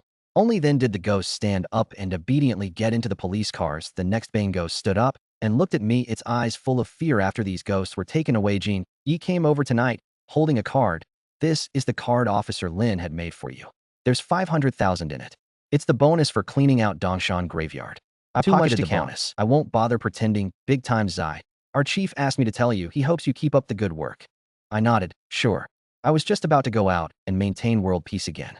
Jean Yi laughed, you're famous now, Zai. The title of Fierce Bandit had basically spread throughout the entire Haiching supernatural circles. That, oh yeah? I was too tired last night. Slept all day. More than that. Now our Lin police station is already planning to swap the demon stun batons for watermelon knives. Seems like they'd pack more punch. That That doesn't sound great. A bunch of cops wielding watermelon knives, chasing ghosts through the streets, hacking at them. Won't that look bad? When you put it that way. Good point. All right, go get busy. I gotta go find some ghosts to take care of too. Gotta patrol tonight. And then he left. Once Genia was gone, my face instantly split into a huge grin. I knew. Dealing with ghosts paid well, but I never imagined it paid this well. Gave me 500K in one shot. Years in a factory to earn that? Thinking about that, I made up my mind. Keep taking out ghosts, and keep making money. Climb to the top of life as fast as possible. Just as I was daydreaming about my bright future, suddenly a sharp, squeaky voice rang out. Young man, let me ask you. I turned around to see who it was. Who's talking? Down here. Right here. Look down, and you'll see. The voice spoke again. I looked down. Well, right in front of me, a weird animal was staring at me with big, round eyes. Holy shit. What kind of cat are you? Your neck's that long. The animal froze for a second. Then its face actually showed, just like a human's, a look of annoyance. Then it opened its mouth and actually spoke human language. Who are you calling a cat? You're the cat. Can't you see? I'm a weasel. A weasel that looks like a cat. First time I've ever seen a weasel. Young man, I want to ask you something. You have to answer me, sure. Come closer and ask. The weasel moved in a bit. Closer. The weasel stepped a few more paces, thinking to itself, answering's fine, but why stand so close? Really weird. Before, I heard that when elders of my clan go out to seek consecration, even if the other party is a cultivator, they'd avoid the weasel's request for consecration. So why is this guy today not only not running away when he sees me, but not afraid of me asking for consecration either? He even told me to come closer. Something's off. So he came close and asked the young man, do I look like? I interrupted. You answer one of my questions first. The weasel was stunned. This really is wrong. Why does he have a question too? So the weasel said, I spoke first. I asked first. I shook my head. No, I go first, or I won't answer you. You've been drinking. See what I am or not. I'm the weasel immortal. And you dare threaten me? Can't handle it? Then forget it. I'm leaving. Don't bother coming back. Fine, you first. Only then did I turn around and ask, do I look like a good person or a fierce bandit? The weasel looked me up and down. Well, with your vibe, you really do look like a fierce bandit. Okay, I nodded. The weasel hurriedly said, my turn. Do I look like? Hold up. I've got another question. Doesn't the police station have a rule about catching demons and monsters in exchange for a reward? If I hand you over to Lynn Police Station, will I get a bonus? The weasel frowned, thought about it seriously. Probably yes. Good. I smiled. That's all I needed. At this point, the weasel still hadn't realized the severity of the situation. That it was still wondering why I was asking all these random questions. Little did it know, in my eyes it had already become prey. The weasel naively said to me, now can I ask you my question? Do I look like a human or a god? I chuckled and said, you look like a walking $10,000. The weasel froze. Before it could figure out what that meant, I suddenly stepped forward and pointed the watermelon knife at the weasel. Now, you've been kidnapped by me. You'd better not resist. Otherwise, one slice. The weasel stared at me with big, bewildered eyes. What are you doing kidnapping me? No shit. You said I look like a fierce bandit. What else would I do but kidnap you? I'm a demon. No, I'm the weasel immortal. I'm an immortal. You're kidnapping me. I don't care what you are. Today, I'm kidnapping you, period. Enough talk. Come with me, or one slice and you're cold. I wasn't about to coddle this weasel. And the weasel, with a shocked and disbelieving face, said, This isn't how I imagined it. I thought that as soon as I showed up, humans would piss their pants and beg for mercy. I thought getting consecration would be easy. Was all that good stuff just lies the elders told me? Is the human world really this dangerous? The city is full of traps. I want to go back to the countryside. The city isn't full of traps. I'm the trap. This is my first time kidnapping a demon. Honestly, I'm a little excited. A little nervous. Give me a sec to calm down. Where are you taking me? You're not going to sell me, are you? Or harvest my organs? You think too much. Who would buy you? What good would selling a weasel do? Yeah, but my fur is useful. This is genuine, real fur. I was speechless, relaxed that I'm not going to skin you. If not my fur, then why are you grabbing me? Are you going to make me work for you? I heard some shady factories exploit workers, making them work over a dozen hours a day, and then don't even pay them. The weasel imagined being locked up in a dark sweatshop, turning screws in eternal gloom, and its fur stood on end in terror. All right, stop the overthinking, okay? I'm taking you to prison. Prison, you understand? At those words, the weasel looked like it had been struck by a thunderbolt, but I didn't want to waste time with it. Luckily, the Lynn police station was just ahead. So I immediately dragged the weasel over there. Soon, an officer Lynn walked up. Hello, what can I do for you? The officer naturally saw the weasel too, so he was very alert. I caught a demon. Here to claim the reward. Officer Lin looked at me with admiration. Suddenly, he said, "You're the Midnight Bandit." Shinzai. I smiled. Just a reputation, nothing more. Wait a moment. I'll contact him right away. Jinya is the one in charge of liaising with you. Then Officer Lin immediately called Jinya. Jinya came quickly. No wonder you're my idol that I only left you a little while ago, and you've already caught this demon. The weasel said nervously. I'm the weasel immortal. Don't take me to prison. Jinya asked me, what bad things did it do? I need to register it. I looked at the weasel, harshly. What bad things have you done? The weasel jumped in fright, immediately stammered. I haven't done anything bad. Haven't done anything bad. Impossible. For instance, have you sworn at anyone? Peeing and pooping anywhere, spitting, randomly stealing lollipops from kids, all on May. Don't want the demon. I finally caught have the bonus fall through, but the weasel spirit said, no, I never did any of that, but I totally didn't believe him. Yuri, an animal. Never peed or pooped anywhere. Who are you kidding? There's a public toilet in the village at the foot of the mountain. I always go in the middle of the night, and I wash my hands after my eyes went wide. Fucking mountain monster.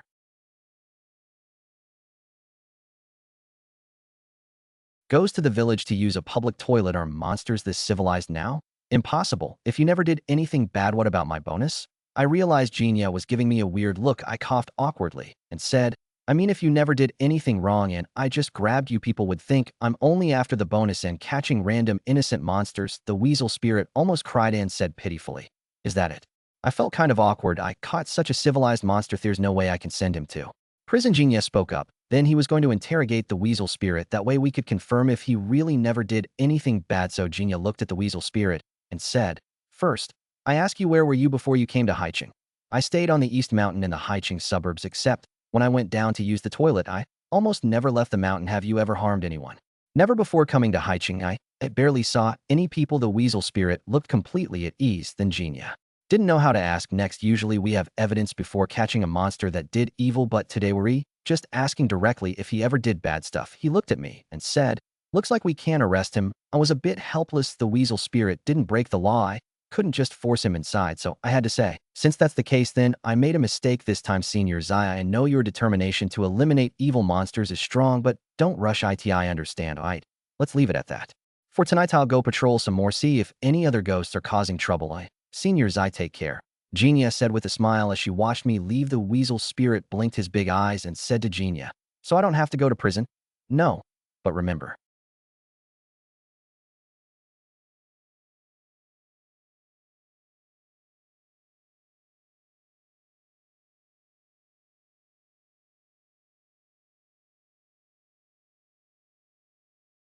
if you do anything bad, you will be caught and sent to prison, especially since you're a weasel spirit. You absolutely cannot use the seeking enfeefment method to threaten people or harm them, otherwise you're screwed too. Hearing this, the weasel spirit was stunned. If, when seeking enfeefment, the other party says they're human, that ruins your cultivation, and you can't just let it go. If the other party says they're a god, then they have to worship you, and they can't refuse even if they want. Tozo conflict is inevitable, meaning if he insists on seeking enfeefment from someone, most likely break the law. This put the weasel spirit at a total loss. Sure enough, reality is nothing like imagination. Heard from other weasel spirits that going down the mountain to seek enfeefment is very smooth, and now they're all being worshipped. Their cultivation is amazing, but when it came to him, he got kidnapped coming down the mountain, almost went to prison, and now he's been warned all weasels share the same fate. Why is it so different? Thinking of how sad it was, tears started flowing. Gina didn't expect the weasel spirit to actually cry and couldn't help asking, what are you crying about? I'm just too pitiful. The weasel spirit turned and walked away crying. After a while, he saw me up ahead, so he caught Yuppie. I noticed I was being followed, turned around, and said to the weasel spirit, what's up? I don't know where to go anymore. Can you take me in? Take you in? I'm desperate to make money, just to support myself. You want me to take you in? You think food is free? Drinks are free? I can help you make money. I was stunned. You help me make money? Sell your fur? The weasel spirit shook his head and said, I can work a job. Wow, what a novelty. Monsters can work jobs too. What kind of job? For whom? Who would hire you?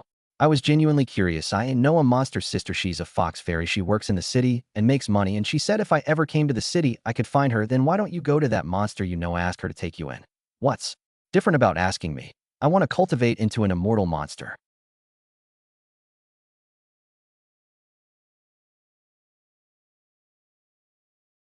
So I need someone to grant me enfeefment and set up a shrine to worship. Meso, you want me to grant you enfeefment and then set up a shrine and worship you and bow to you? Yeah, I'd give you 3 offerings every day: fruit, tea, and wine on display and kneel before you morning, noon, and night. Would that work? The weasel spirit's eyes lit up and said excitedly, really? I pulled out the watermelon knife from behind and glared at the weasel spirit with murderous intent. Of course it's real, want to give it a try. The weasel spirit shrunk his neck and swallowed hard. Better not forget the 3 offerings and fruit tea and wine. No. No, you're too kind, so do I need to worship you and bow? No. And oh, I was just kidding, need a shrine for you. No. This. This one you could in your dreams. Get lost out, I don't have time for your games. Even just setting up a shrine for me wouldn't be too bad. That I can help you make money. The weasel spirit said he had no choice but to beg me because Genia had already told him was not allowed to use the enfeefment method to harm people. I hesitated. If the weasel spirit really could make money, taking him in wouldn't be so bad, so I said, can a monster really make money? Then what does that fox fairy sister of yours do? She's a hooker. What? My eyes went wide. She's a hooker, yeah. She makes a ton as a hooker. Fuck. Isn't that obvious? Of course hookers make money. Wait. This is what you meant by monsters working. I thought it was some inspiring story, but it's being a hooker. I couldn't believe my ears. I continued. A fox fairy is still a monster, right? Coming to the city, no matter how hard. You don't have to become a hooker. There are plenty of ways to make money. She only knows how to be a hooker, so she can only be a hooker. I was planning to learn from her. You read a damn male, and you want to learn that. Rely on skill to make money. What's wrong with being male? I was speechless. Truly, the world is going to hell. Monsters aren't what they used to be. But then I thought humans doing that is illegal. Monsters doing that is also illegal. This must be cracked down on. Kidnap that fox fairy, confiscate her cash, then hand her to the cops for the reward. Thinking about it, I asked the yellow weasel, where is she? Take me to see her. She runs a shop in a secluded alley. Come on, I'll take you to find her. The yellow weasel happily led the way. I took a deep breath. Too outrageous. Too brazen. For money, utterly unforgivable. For justice, I have to go check it out. I followed the yellow weasel several blocks. Finally, we reached an alley. The fox fairy sister is right here in this alley. I looked around, huffed, clearly not a good place. Just as I said that, I saw ahead a girl with a perfect figure, 2 fox ear-like things on her head, as hair accessories. She was walking, counting a handful of loose cash in her hand. Though I couldn't see her face clearly, just from her figure, those long legs and arms on display, you could tell this girl was really hot. I even heard her muttering, 320 bucks. A hard day's work, and this is what I made.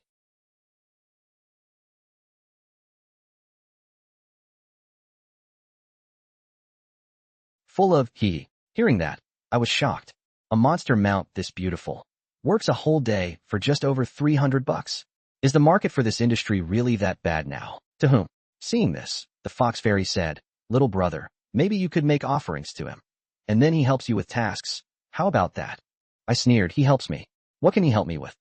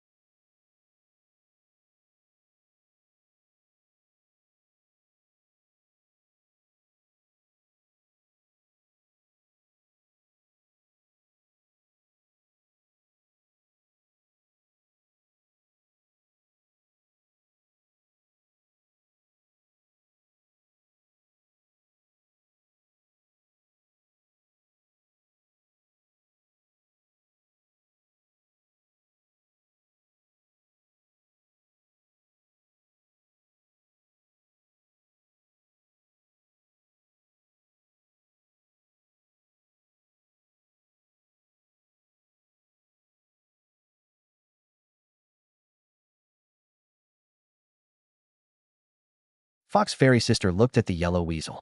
Don't worry, I'm only robbing evil spirits and monsters who do bad things, not just anyone. Okay then. Fox Fairy Sister relaxed. I didn't say any more that I took the yellow weasel and Fox Fairy Sister wandering around the streets. Soon I spotted a figure up ahead, hopping along. What the hell is that? I asked the yellow weasel. The yellow weasel took a look and said, looks like a zombie. Pretty common in the mountains. Never thought one would come to the city. A zombie. My eyes lit up. Does a zombie's grave have antiques and stuff? The yellow weasel was stunned. Probably. I immediately chased after it and yelled, stop. The zombie froze and turned around. Then I got a good look.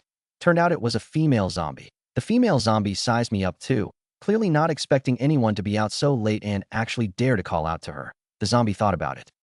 Then immediately bared her teeth, probably to scare me off. But what she didn't expect was that the moment she showed her teeth, I was already charging at her with a watermelon knife in hand. The female zombie admitted, at that moment, she was a little freaked out. But freaking out didn't help, because by then she couldn't react fast enough. The watermelon knife pressed her neck at that moment. Even though she didn't believe that cheap knife could hurt her. Cowed, she didn't move. So you really are a zombie. Sneaking around late at night, instead of staying in your grave. What are you doing out here? Scolded like that. The female zombie was taken aback. Then she rasped. I came out to find some blood. Find blood? How? Does someone walk along and suddenly drop a puddle of blood for you to find? That was the first time I heard such a thing. Not a puddle. I find people. The female zombie said. I snapped. See? Not a good thing. You come out to find people and suck their blood? Huh. Now I'm telling you, you're kidnapped by me. Surrender quietly and come with me to Lin police station. Otherwise, I'll execute you on the spot. Of course, you can atone for your crimes. Take me to your grave. Hand over the goodies inside. Then, maybe I'll go easy on you. The female zombie was stunned for a moment, then said, but I don't harm people. And you say you don't harm them. The female zombie struggled to speak. I find people and just draw some blood from them. It won't hurt their life. Then she pulled out a syringe from her pocket. The syringe was thick, with bloodstains inside. Clearly not the first time she'd used it. I was shocked and said, you don't bite people? You use this thing to draw blood and drink it? Yeah, that way I don't kill anyone. Even if I get caught by the Lin police station, I can talk my way out of it. The female zombie said. My eyes nearly popped out. That's really the higher-ups have policies, the lower levels have countermeasures. But to me, that still doesn't fly. You draw someone's blood, do they consent? The female zombie was taken aback. And how long have you had this syringe? How often do you change it? Can you guarantee hygiene and safety? If because of hygiene issues, your victim gets sick, are you responsible? I continued. These are genuine problems. You can't just exploit loopholes and ignore them. The female zombie looked at the syringe. Where to get money for a new one? So you never changed it? That's still illegal. Then what do you want? What do I want? Didn't you hear me? Take me to your grave and give me all the good stuff. Then you go to prison. I give you the stuff, and I still go to prison. Then what's the difference between giving and not giving? There is a difference that if you give, no beating. That don't give, get beaten. The female zombie sneered. What makes you think you can threaten me? No grave for you. And I'm not going to jail. What can you do to me? You think you can beat me? I gave a sinister smile. 1 minute later, I put away the watermelon knife. The female zombie got up from the ground and said respectfully, let's go to my grave. That I'll lead the way. After getting her ass kicked, the female zombie was much more docile. She actively led me toward her grave. This female zombie wore Qing Dynasty clothes. Obviously a Qing person. Although Qing Dynasty stuff isn't particularly valuable, it's still worth a look. Soon I followed the female zombie into the mountains on the outskirts. Monsters and spirits out at night, especially in the mountains. It's dangerous.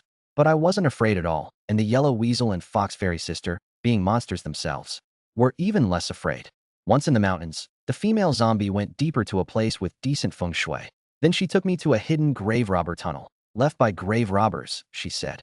With that, she crawled in first. I followed right behind. The tomb inside wasn't very big. There wasn't even a passageway. It was straight into the main burial chamber. In the main chamber, there was an open coffin, with some burial goods scattered around. They were antiques, sure, but not worth much.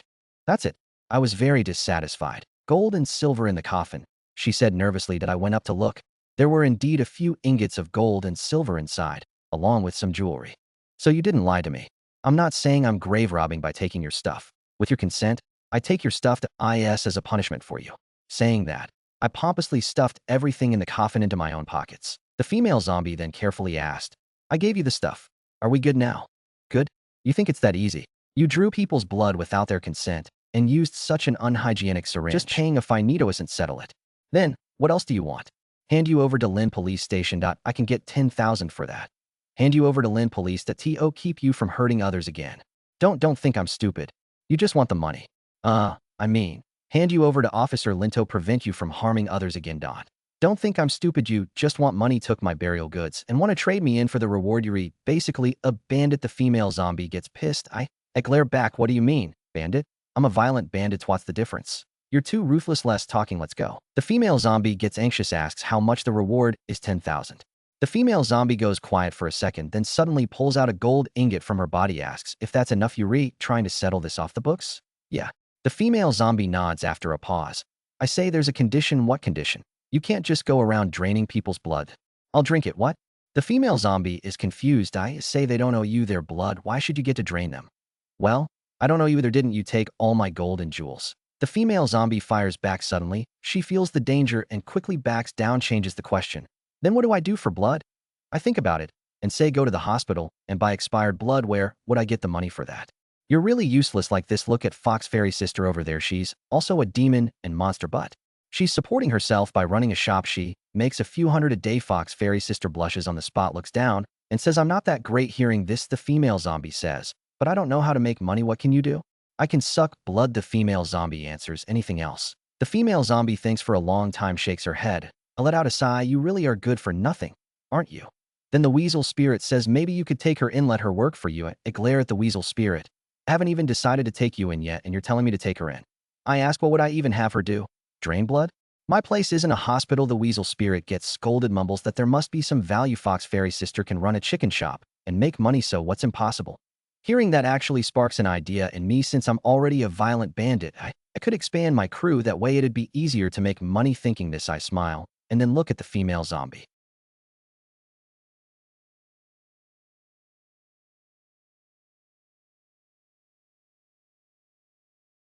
My attitude shifts. I take the money from the female zombie's hand, say, you're not completely useless after all. How about you work for me?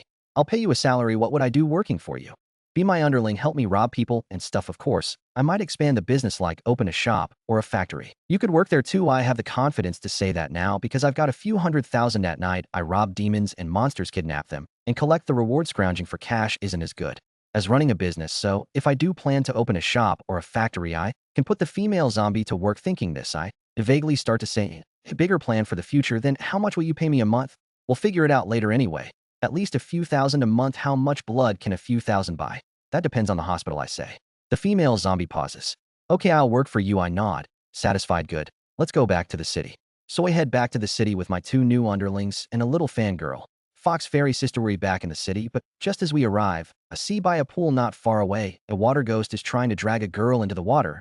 I see that, and my eyes go wide. Isn't this another opportunity? So I rush over and yell, let go of that girl. I was just feeling unlucky running into 3 demons and monsters in a row. None of them were really that criminal. Couldn't even hand them over to the precinct for a reward, and I even had to take in the weasel spirit and the female zombie as my underlings. Now finally, I run into a female ghost trying to harm someone. No way, I'm letting her off, and with my loud shout, the female ghost is startled, turns around to look. A handsome man is charging over with a watermelon knife. The female ghost freezes for a second, but she quickly recovers, stares at me, and yells, back off. Mind your own business. You're interrupting my search for a replacement. I'll kill you. If she hadn't said that, maybe I'd be cooler, but hearing that, I get even more excited. Looking for a replacement? That means she wants to kill someone to take her place. That kind of ghost is 100% going to jail. If she succeeds in harming someone, she deserves to be sentenced to total annihilation. Thinking this, I shout, you still want a replacement? Go to jail.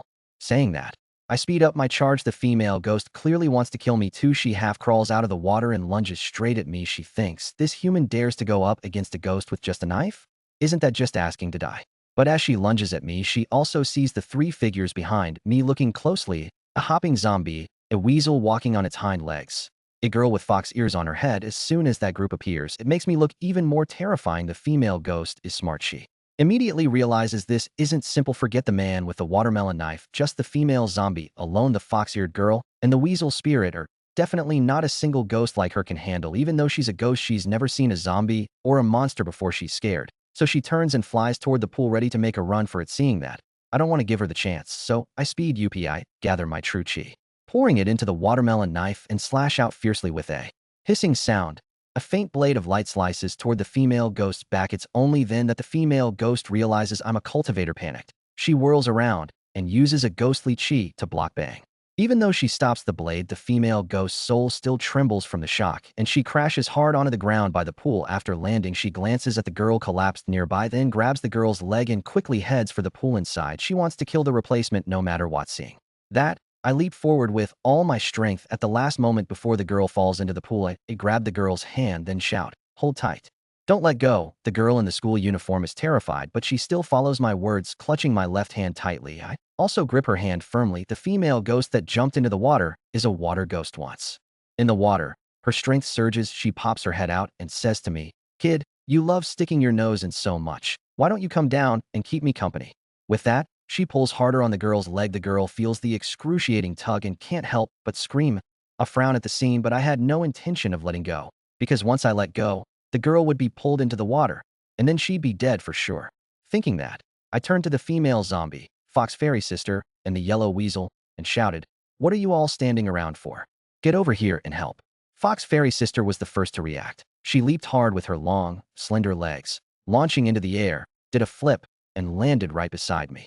Then she waved her jade-like hand, sending out a red demonic aura that it slammed into the water with a bang. But the female ghost moved quickly underwater, its ghostly claws gripping the girl's leg tightly, not letting go. It didn't care if it killed the girl like that, because if the girl died that way, she'd still die in the water and become its substitute victim. Then the yellow weasel stepped up. He waved his claw, his nails extending smoothly, then swiped at the water ghost in the water. The water ghost dodged again and cackled, saying, "I'm a water ghost, invincible underwater.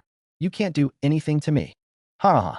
The female zombie hopped over. She reached out her claw and grabbed the girl's hand for me, then signaled me to deal with the female ghost. She'd hold onto the girl. Seeing that, I nodded, then jumped into the water. Holding my blade, I thrust it at the female ghost. "I heard you're invincible underwater. I don't believe it. Let me test that."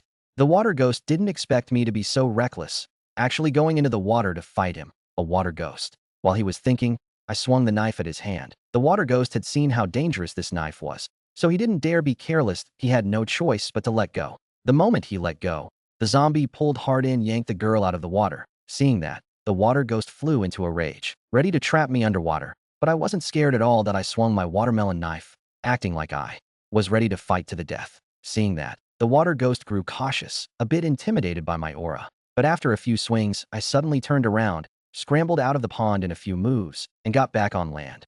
The water ghost in the water was dumbfounded. After I climbed ashore, I stretched my arm and said, "Damn, moving in the water is way too exhausting." Then I said to the female ghost, "I'm a horse ma, not stupid. Fighting you underwater, do I have a brain problem? Now I'll give you a chance. Get the hell out." The water ghost was furious. He shot back, "You think I'm stupid? I'm not coming out. What can you do to me?" I glared at him. "What can I do to you? Watch me show you what I can do." With that, I said to the female zombie, "You come home with me, we'll bring the pump. Let's see if I can do something to him tonight." Then I ignored the water ghost, instructed Fox Fairy Sister and the yellow weasel to keep an eye on the water ghost by the pond, and turned to leave with the female zombie. When the female zombie and I came back, the female zombie was carrying a pump weighing several dozen gene on her arms, and the female zombie hopped. Her hops completely unaffected. Once at the pond, the water ghost still didn't realize the seriousness of the situation. He just saw the female zombie carrying an iron lump over, not knowing what it was for. So he kept mocking me, saying, "Kid, you dare to come back? Humph. What? Come up with some new way to fight me. Huh? Bring it on. Come into the water. I want to see what you can do to me." I sneered and said to the female ghost, "Whether you're human or ghost, it's the same. That don't be too cocky that it's bad to block your own path." The female ghost laughed maniacally. "Huh? You're lecturing me. Come into the water and lecture me. Preaching on dry land doesn't count." "Kid, you're pretty pissed now, aren't you? You really want to beat me until my soul scatters, don't you? Too bad you can't." Without another word, I set the pump down at the edge of the pond, put the suction hose into the water, and placed the other end on the lawn of the green belt nearby. The lawn was big, but the pond wasn't big. Pumping the pond water onto the lawn would be quickly absorbed by the soil. After preparing everything, I started the pump directly. The pump was diesel-powered, very powerful, with high pumping capacity. The moment it started, the female ghost was stunned. She clearly never expected I'd pull such a dirty trick. The atmosphere on scene immediately grew tense. The water ghost just watched the pump work. After about half an hour, The water level dropped sharply. The female ghost, squatting in the water, was only half submerged. After only another 20 minutes, the small pond had hardly any water left. Just a puddle remained where the female ghost stood, but I came over with the hose, and under her flustered expression, I sucked up even that puddle under her feet. Not enough to soak feet in. Completely dry. After draining it dry, I somehow got a mop from somewhere, and mopped the ground under her feet bone dry. The female ghost stared at me in shock. That's too ruthless. You left no way out at all. By now the female ghost was starting to regret crossing me. After making the whole pond very dry, I looked at the female ghost. She nervously spoke. I admit, when I was in the water just now, my voice was a little loud. But you didn't have to drain the water. Really, I was already scared when you'd pumped it halfway. As she said this, her expression was somewhat crushed and I looked at her. Just a little loud. I was a bit immature before.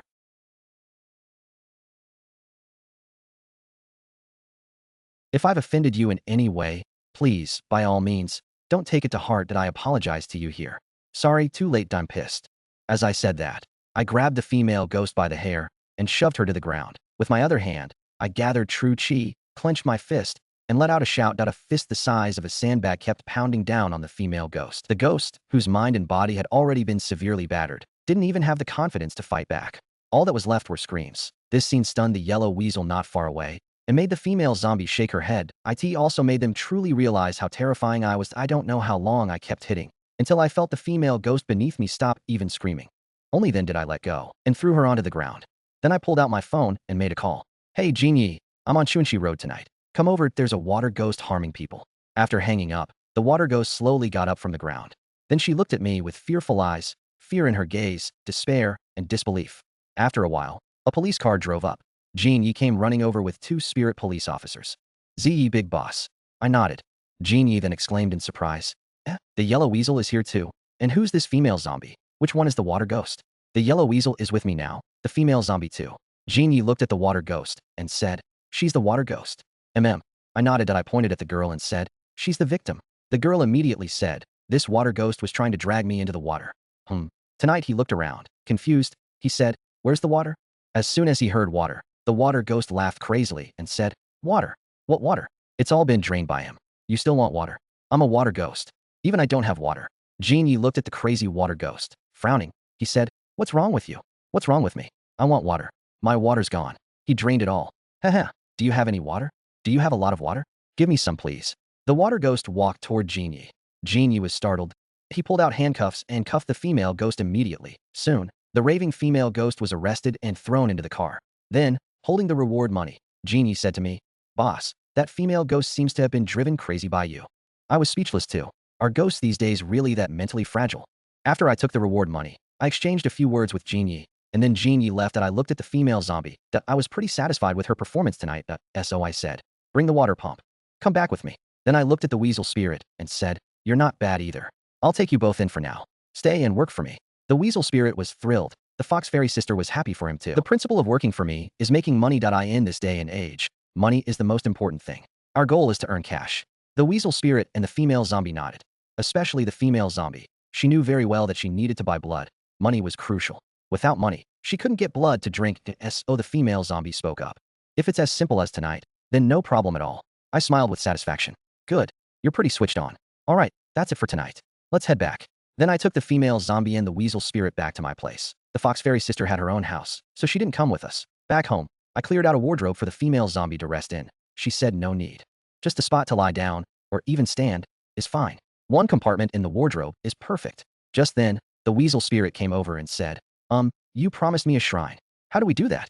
I said, just get a small table, put a censer on it, and paste a piece of paper on the wall with my shrine title written on it. That's it. Pretty simple, right? Damn, you know how to do it. So why don't you do it yourself? The weasel spirit was stunned. I've never heard of a spirit setting up his own shrine. Which immortal has ever set up their own shrine? So he said, that's not something you do yourself. You can't do it, or there'd be a first for everything. I said grumpily, I'm letting you stay here. That's generous enough. You want me to serve you hand and foot? The weasel spirit had to do it himself. He found a small table in the room, pasted a paper on the wall behind it, took out a ballpoint pen, scribbled, Shrine of Family Guardian Immortal, Huang of Eastmount. I didn't bother with the weasel spirit and just lay down to sleep. After the weasel spirit finished setting up his own shrine, he smiled with satisfaction. But there was a hint of bitterness and tragedy in that smile, because he was, in history, the first immortal ever to set up his own shrine. Thinking about this, the weasel spirit blinked his big eyes. I wonder if this even counts. But regardless, he had his shrine now. Then the weasel spirit went to rest on his own, but the female zombie was bored out of her mind. After all, zombies rest during the day and are active at night. The incredibly bored female zombie couldn't stay put for long. She sneaked out to the street to stretch her legs, and just at that moment, she spotted a ghost not far away. He was wandering from house to house, and she had no idea what he was doing. Puzzled, the female zombie hopped over, getting closer. She heard the ghost pointing at the doors of the houses around him, muttering to himself, 1, 2, 3, 4, 5, up the mountain to hunt the tiger. The tiger's not home, only the little squirrel. This one. Haha. He was about to knock on that door. Just then, the female zombie's voice suddenly sounded behind him. Hey, what are you doing? The ghost was startled. He turned around and got another fright. A zombie? What do you want? You scared me to death. I'm not doing anything. What are you doing here? I'm a door-knocking ghost. I was just about to pick a door to knock on and cause some trouble. But I have decision paralysis. I've been choosing for an hour. The female zombie's eyes lit up. Time to deliver this to my boss. So she said, why choose? I'll take you to one. Really? The door-knocking ghost happily followed the female zombie to the outside of my house. Then he knocked on the door without any hesitation. Knock, knock, knock. Before long, I opened the door, annoyed, and cursed, God damn it. Who the hell is banging at this hour? You want me to mess you up? I opened the door, glaring at the door-knocking ghost. Even the door-knocking ghost was intimidated. The female zombie behind him said to me, he's a door-knocking ghost who harms people. Not bad, kid. You're out of luck. You've been chosen by me. I'm coming in to kill you now. As he said that, he put on a fierce expression. By then, I had figured it out that I knew the female zombie had lured him here. So I immediately grinned and said, kill me. Oh, that's wonderful. Please, come in, come in. The door-knocking ghost was stunned. Being this polite, something's not right. What are you standing there for? Come on in. It's rare that a ghost visits my place. Don't be shy. I urged the door-knocking ghost to go inside. Bewildered, the door-knocking ghost walked into the house. He thought, this guy knows I'm a ghost, and he's not scared at all. Does he think I'm faking it? And he's just playing along. So he emphasized, I'm a real ghost. Don't believe me? Look. As he said that, his head did a 360-degree spin on his neck. He expected that after proving his identity, I would be scared this time.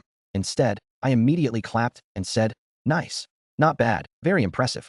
The door-knocking ghost was even more confused. By then, he was completely inside the house. The female zombie behind him also walked in and shut the door, blocking the entrance. The door-knocking ghost turned back and looked at the female zombie suspiciously, wondering why she closed the door. This only made him, already confused and nervous, even more at a loss. That I pulled out a stool and told the door-knocking ghost to sit down. The door-knocking ghost had even forgotten he was here to cause harm. Before the door-knocking ghost could react, he saw a weasel spirit walking upright on 2 legs, carrying a cup of tea with its paws, and placing it on the table. That it said to the door-knocking ghost, please, take your time. The door-knocking ghost's eyes went wide. He screamed in fright and blurted out, a weasel that talks. A monster. This damn guy didn't scare the people here, but got scared himself instead. His face turned pale. Nervously, he stood up, wanting to run, but saw the female zombie blocking the door, not letting him out. The door-knocking ghost was completely panicked. He had fully realized the seriousness of the situation. He felt like he might have been tricked. This female zombie and the man in the house, along with that monster, were all in on it. Up to this point, he looked at me nervously and said, what do you want? Don't be nervous. Let me ask you, what's your deal again? Knocking on doors to kill people, right? Right. I pick a house and knock. If they open the door, they die. What if they don't? They die too. Have you actually killed anyone? Yes. Then I'm relieved. The knock-knock ghost was puzzled. Relieved about what? Nothing, right? I'm off then. Nothing else. I'll go. I sneered, thinking, you're in a gangster den now. You think you can leave? So I chuckled and said, hold on. Go ahead. Do your thing. The knock-knock ghost was stunned. Do my thing. Aren't you supposed to kill people? I'm right here. Come on. You want me to kill you? But I don't want it anymore. As he said that, the knock-knock ghost headed for the door. He was trying to leave. The knock-knock ghost sensed before he reached the door, the female zombie guarding the entrance bared her fangs and said to the knock-knock ghost, go back and kill him. What the hell, kill him? The knock-knock ghost really wanted to blow up. He looked at me desperately. What is this nonsense? Man, you're way too slow. I told you to do me, so just do it. I was getting impatient. The knock-knock ghost calmed himself. You mean, if I kill you, I can leave? Yeah, you can leave. Come on. Seeing this, the knock-knock ghost had no choice but to give in. That he gathered his courage, concentrated ghostly energy, and charged at me with a roar.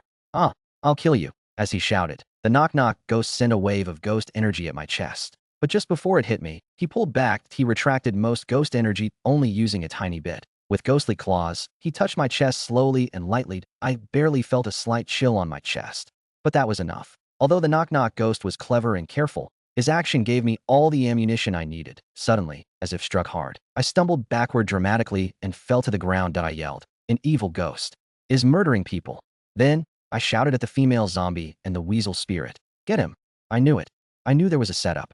The knock-knock ghost immediately tried to flee. If he stayed, God knows what would happen. So he turned into a wisp of ghost energy and tried to fly away. But the female zombie, fast as lightning, swung her claws and shot a blast of damp energy that hit the knock-knock ghost directly. The ghost energy instantly reformed into his body. Seeing he couldn't escape, the knock-knock ghost roared, "You think I'm easy prey?" As he spoke, thick ghost energy surrounded him, taking the form of skulls that shot straight at me. He wanted to catch the leader first. Seeing the skulls flying toward me, I nearly blocked them when the weasel spirit leaped over, swinging its claws that a faint demonic aura shattered the skulls. I grinned. I pulled out my watermelon knife and shouted, "You damn ghost. You've killed countless people. Today, I'll punish you in the name of justice."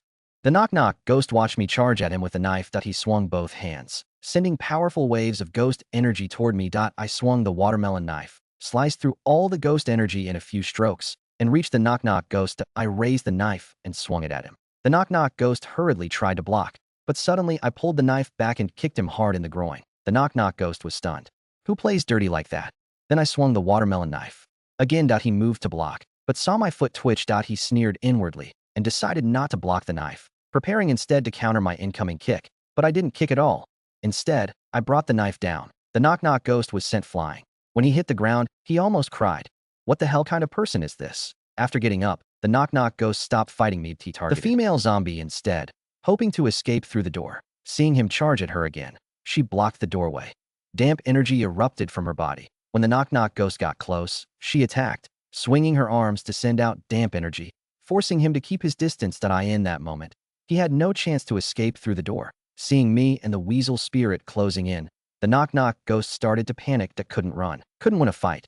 What now? The knock-knock ghost had no idea what to do. In desperation, he suddenly knelt down.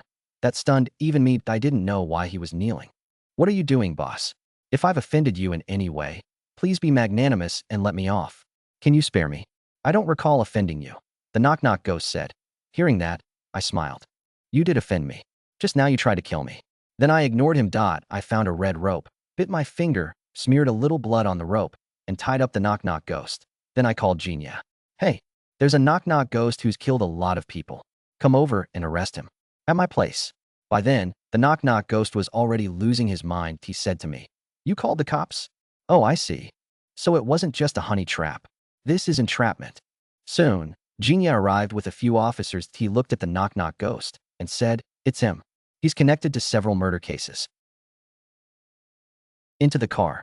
The knock-knock ghost struggled, shouting madly, but couldn't avoid being thrown into the police car. Then Genia handed me a reward of 10,000. He praised me a bit and left. The next day at noon, I just woke up and started thinking about how to make more money. Just hunting down monsters and ghosts for bounties. Honestly, that's not sustainable.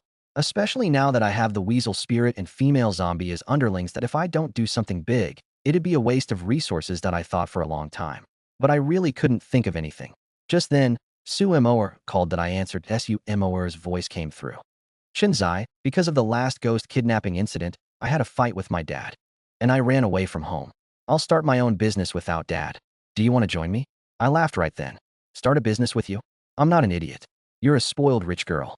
You're just playing around. I actually need to make money. Stop messing around." "Who's messing around? I want to work hard too. My dad started from a factory. I'm going to follow his lead and open a factory. End of block, but I don't know what kind of factory to open. You got any suggestions?" I'd talk him out and hang up, but then I thought about it. Opening a factory didn't sound so bad. My suggestion is to open a garment factory. I don't know if it's just a spur-of-the-moment thing, but suddenly I had an idea. Next time I run into demons and monsters causing trouble, instead of handing them over to Lin police station for a bounty, I'll kidnap M and make M work, without paying them. Of course, once I squeeze their value, then I'll turn M over to Lin precinct for the bounty. Squeeze him dry from every angle. I can also recruit some normal demons and monsters, especially ghosts. Hire ghosts to work and pay them wages. I can totally pay M and Helm money. Helm money's worth pennies. Isn't that a no-brainer profit? Thinking about it, my eyes started shining. As a hardened crook. If I want to make cash, naturally I gotta squeeze every bit of value out of those demons and monsters. Then on the phone, Su Minger said set up a factory. Sure, then I'll find a factory right away and start setting up. Wait a sec, better you don't get involved that I'll handle this myself. The garment factory I plan to open. It's probably not what you're thinking. What's different? The garment factory I'm opening won't hire people. No people. Use machines. Use demons and monsters for labor. Hahaha. With that, I hung up. That Su chick really gave me an idea. You can't make much just on bounties. Gotta be the boss. Right now I've got over 600,000 on hand. So opening a factory isn't a big problem. So I went out immediately and directly rented a small factory space above my rental, signed the lease. Annual rent is only a few 10,000. After renting it, I started buying textile machines, cutting machines, sewing machines. Making clothes isn't that hard. Spin thread into cloth, cut it, sew it into clothes. That's it. That's how I figure it anyway. As for the details, deal with it later. I went to the market and bought just over 10 machines. Spent less than 100,000. I got the machines into my factory, bought a bunch of textile thread. All the tools are ready. Back at home, it was almost dark, and just at that moment, Fox Fairy's sister came over with 2 roast chickens. As soon as she saw me and the weasel, she smiled and said, "Little bro, Huang Urjai, brought you roast chickens." Seeing that, I didn't stand on ceremony, grabbed a chicken and started eating. After I'd eaten and drunk my fill, I said to the weasel and the female zombie, "I opened a garment factory upstairs, but I need a lot of employees right now. So tonight you've got a task. Split up and act separately. Go out on the streets. Whenever you find demons and monsters up to no good, tie them up and bring them back to the factory upstairs. You can also recruit some ghosts to work. Pay them in hell money. You understand what I mean?" Upon hearing that, the female zombie and the weasel nodded, indicated they understood, but soon the weasel asked, "What if we run into demons and monsters we can't beat? Then contact me. I've prepared my old phones for you. SIM cards already installed. If you can't beat him, call me." "Okay, then no problem." Then Fox Fairy sister said, "Can I join too? I'll do it as a part-time job at night." "You have a roast chicken shop, and you still want a part-time job?" I was a bit surprised. "Can't help it. I want to buy a house in the city, but I've only saved a few tens of thousands. No idea when I'll earn enough." Hearing that, even I felt sorry for her. So I agreed right away. "All right then, you'll be the same as those 2. Go catch demons and monsters who've done wrong, and also recruit some who haven't done wrong. As for salary, you 3 will have a base pay of 3,000 a month each. How's that?" "Great."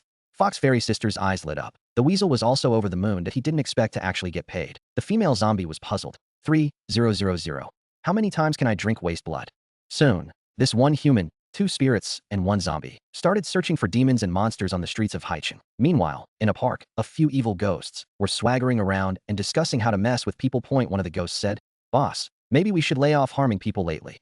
I heard there's a hardcore crook in Haicheng who specifically catches ghosts that harm people." The thick-browed, evil ghost, called Boss, snorted. "So what if he catches us? You'll go to jail if caught." Another ghost answered. The thick-browed, evil ghost laughed loudly. "It's just jail? What's there to be afraid of? It's not like we're going to screw bolts." Haha. Just as he finished, a voice sounded from not far away. "Who says you won't screw bolts?" Those evil ghosts clearly didn't expect. Speak of the devil. They'd just mentioned the crook, and I showed up. All the ghosts looked in confusion at me walking over. The thick-browed, evil ghost said, "A human. Bold move, kid. We were just wondering who to mess with, and here you come walking up." The other 2 ghosts also snickered. As I got closer, I looked at the 3 ghosts and said, "What are you guys doing here? Want to hurt people? Want to go to jail? Kid, you know we're ghosts." The thick-browed evil ghost was puzzled that I snorted and said, "No shit. If I didn't know you were ghosts, why would I come looking for you?" That left the ghosts dumbfounded. "Kid, you're pretty cocky, knowing we're ghosts and still coming over. If we don't kill you today, won't that tarnish our evil ghost reputation?" The thick-browed evil ghost said, and together with the other 2 ghosts, they floated toward me. Seeing them make the first move, I slowly pulled out a cleaver from behind my waist. When those 3 ghosts saw the cleaver in my hand, their expressions changed. Clearly they'd already realized something. And when they saw the twisted grin on my face, they were pretty much sure. Then they slammed on the brakes, stared at me, and shouted, "You're that hardcore crook. Figured it out now." Too late. I raised the cleaver and slashed viciously at the 3 ghosts. The thick-browed, evil ghost yelled, "Holy crap. Retreat," and turned to run. I smirked and said, "Think you can run?" With that, I threw the cleaver directly. The cleaver flew fast, and with a thunk, it struck the thick-browed, evil ghost on the back of his shoulder. The ghost screamed in pain and crumpled to the ground. I stepped forward, put my foot on the thick-browed, evil ghost, grabbed the cleaver, and pulled it out. Then I looked at the other 2 ghosts. The other 2 ghosts were terrified, turned and tried to run. I chased after them with the cleaver. After catching up to one ghost, I swung the blade at him, scared. Senseless, the ghost turned back and knelt. "Boss, don't cut me. I'm scared." Seeing that, I kicked out, knocking that evil ghost flat onto the ground. I looked back. The 3rd ghost had already floated far away. I let out a creepy cackle, then picked up the cleaver and gave chase. Although the ghost had gotten a lead, I was faster. I nearly caught him. I swung the cleaver. The ghost was so scared his already pale face went even whiter. Still running? Not afraid I'll kill you with one slash. Hearing that, the ghost was petrified that I hurriedly turned to look back, and when I did, I saw a watermelon knife swinging at me. After a scream, I grabbed that ghost by the futon and dragged him back from a distance. Seeing the injured, thick-browed, evil ghost and the other one I'd kicked to the ground, they were terrified that I don't know why. But even though I've run into plenty of Taoists, monks, and exorcists before, still, it felt like this guy in front of me was the scariest of all. That I quickly took out the red rope I had on me, tied up the 3 ghosts, and dragged them to the workshop. Once at the workshop, the 3 ghosts stared blankly at the dozen or so machines. The thick-browed, evil ghost asked, "Aren't you turning us into the Lin precinct for cash?" That was before. From now on, you're going to work here. Work for me, got it? I said. The other evil ghost immediately asked, "Why?" "Because you owe me money." "Wait, when did we ever owe you money?" "Earlier, weren't you trying to kill me?" "That caused great trauma to my fragile little heart. So you should compensate me for emotional damages. But you've got no money, so you'll work for me." All 3 evil ghosts were stunned. Then the frowning evil ghost roared, "Fuck. Who's the one causing trauma here? Who should be compensating who?" I patted the watermelon knife in my hand. "You got a problem?" The thick-browed evil ghost immediately found a spot at one of the machines and sat down. He turned back to me and said, "Come on, teach me. How does this thing work? I can't wait to start working for you." The other 2 evil ghosts were shocked again. I sneered, walked over, and said, "That's more like it. Working beats getting beaten up, right?" I looked at the other 2 evil ghosts. Those 2 quickly came over and very sincerely asked me to teach them how to operate the machines. I nodded in satisfaction. "You guys have pretty high awareness." With that, I started teaching them how to work the machines. One evil ghost was responsible for weaving fabric. One was responsible for cutting. The thick-browed evil ghost handled sewing. Just like that, the assembly line was set. I gave them a sample t-shirt and told them to copy it. Then I left. Seeing me leave, the 3 ghosts exchanged looks. Thick-brow said, "Just wait a bit longer. Once he's far enough away, we bolt." "Boss is so smart. Boss is awesome. Ha ha ha, this kid sure is. Tough, but too bad he's an idiot. Go, let's move." Just after they said that, and about to slip away, they saw me walk in holding an axe. I looked at the 3 ghosts trying to run, frowned, and said, "What are you doing?" The 3 ghosts instantly turned awkward and nervous. We just wanted to open the window for some air. It's too stuffy, can barely breathe." Yeah, can't breathe. It's too hot," they said in agreement. "Ghosts need to breathe too. Besides, with you guys in here, it's colder than running the AC. And you say it's hot. Don't bullshit me like I'm uneducated." I wasn't stupid either, so I naturally realized these 3 ghosts were clearly trying to escape. That I saw through, but didn't call out. I sneered and said, "Get back to work." The 3 ghosts jumped in fright and all hurried back to their workstations, starting to operate the machines. Even though they weren't skilled, after my instruction, they gradually got it for me. I took a bunch of drawn talismans and pasted them all over the workshop, on the windows, walls, doorways, ceiling, and floor. Now these ghosts couldn't escape even by phasing through walls. They couldn't even open the door anymore. They didn't even dare go near the windows or the door, and the talismans on the ceiling and floor stopped the ghosts from phasing through. Those 3 evil ghosts, seeing that I'd cut off all their escape routes, looked worse than when they died. The thick-browed evil ghost complained, "Damn, that's ruthless." After doing all that, I clapped my hands, nodded in satisfaction, and said, "Work hard. Maybe I'll send you to the precinct prison sooner." At that, the 3 ghosts froze. The meaning was obvious. After they'd worked enough here, he was still going to send them to prison. Wasn't this pure exploitation? But what could they say now? They didn't dare say anything. They could only watch me leave with a smile and close the door. After confirming I'd really left this time, the thick-browed evil ghost immediately stood up and walked around the workshop with the other 2 ghosts. In the end, they despairingly discovered, hell, there really was no way to escape. "Boss, what do we do now? We can't actually work here, can we?" "Yeah, boss, we're supposed to be evil ghosts. If word gets out, how will we face anyone? Then what's the plan? You got a way out." The 2 evil ghosts were stunned. Obviously, they couldn't escape. If it were anyone else, we could still put up a fight and maybe have a chance to escape. But this guy? No way. This guy's a ruthless criminal. That one night he flattened the East Mountain graveyard and took down over 100 ghosts with a watermelon knife. You 2 saw how crazy he was before. How do we go toe-to-toe with him? Hearing the thick-browed evil ghost say that, the other 2 backed down. Then boss, what do we do? What do we do? What else can we do? We screw in bolts. Saying that, he started the weaving machine and began weaving fabric. The other 2 ghosts sighed. Then one started cutting, and the other started sewing according to the t-shirt sample. And hey, after those 3 ghosts fiddled around, they actually managed to make a t-shirt. On my end, seeing that making ghosts work was feasible, I started planning to use the remaining cash I had to buy more machines. but I did the math. Adding machines and other equipment would basically wipe out all the money I had to sell. Now I needed to get a few more 10,000s. Otherwise, if I dumped all my cash in one go, I'd be tight on funds. Since Huang Urge, the female zombie, and the Fox Fairy sister were looking for employees, I thought it over and figured I might as well send a few more ghosts to prison to get some cash to So I started searching all over the streets, hoping to run into some ghosts causing trouble. But after searching around, I basically found none.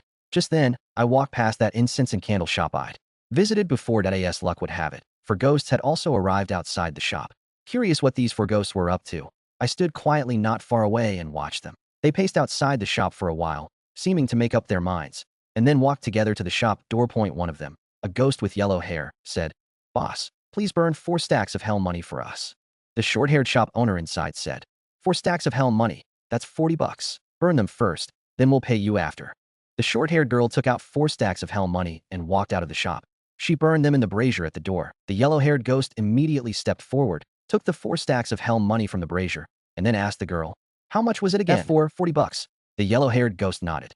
Then he pulled out a bill with a face value of 100,000 from the stack, handed it to the girl, and said, "No, 100,000. Keep the change." The yellow-haired ghost said in a cocky tone. The short-haired girl was instantly speechless.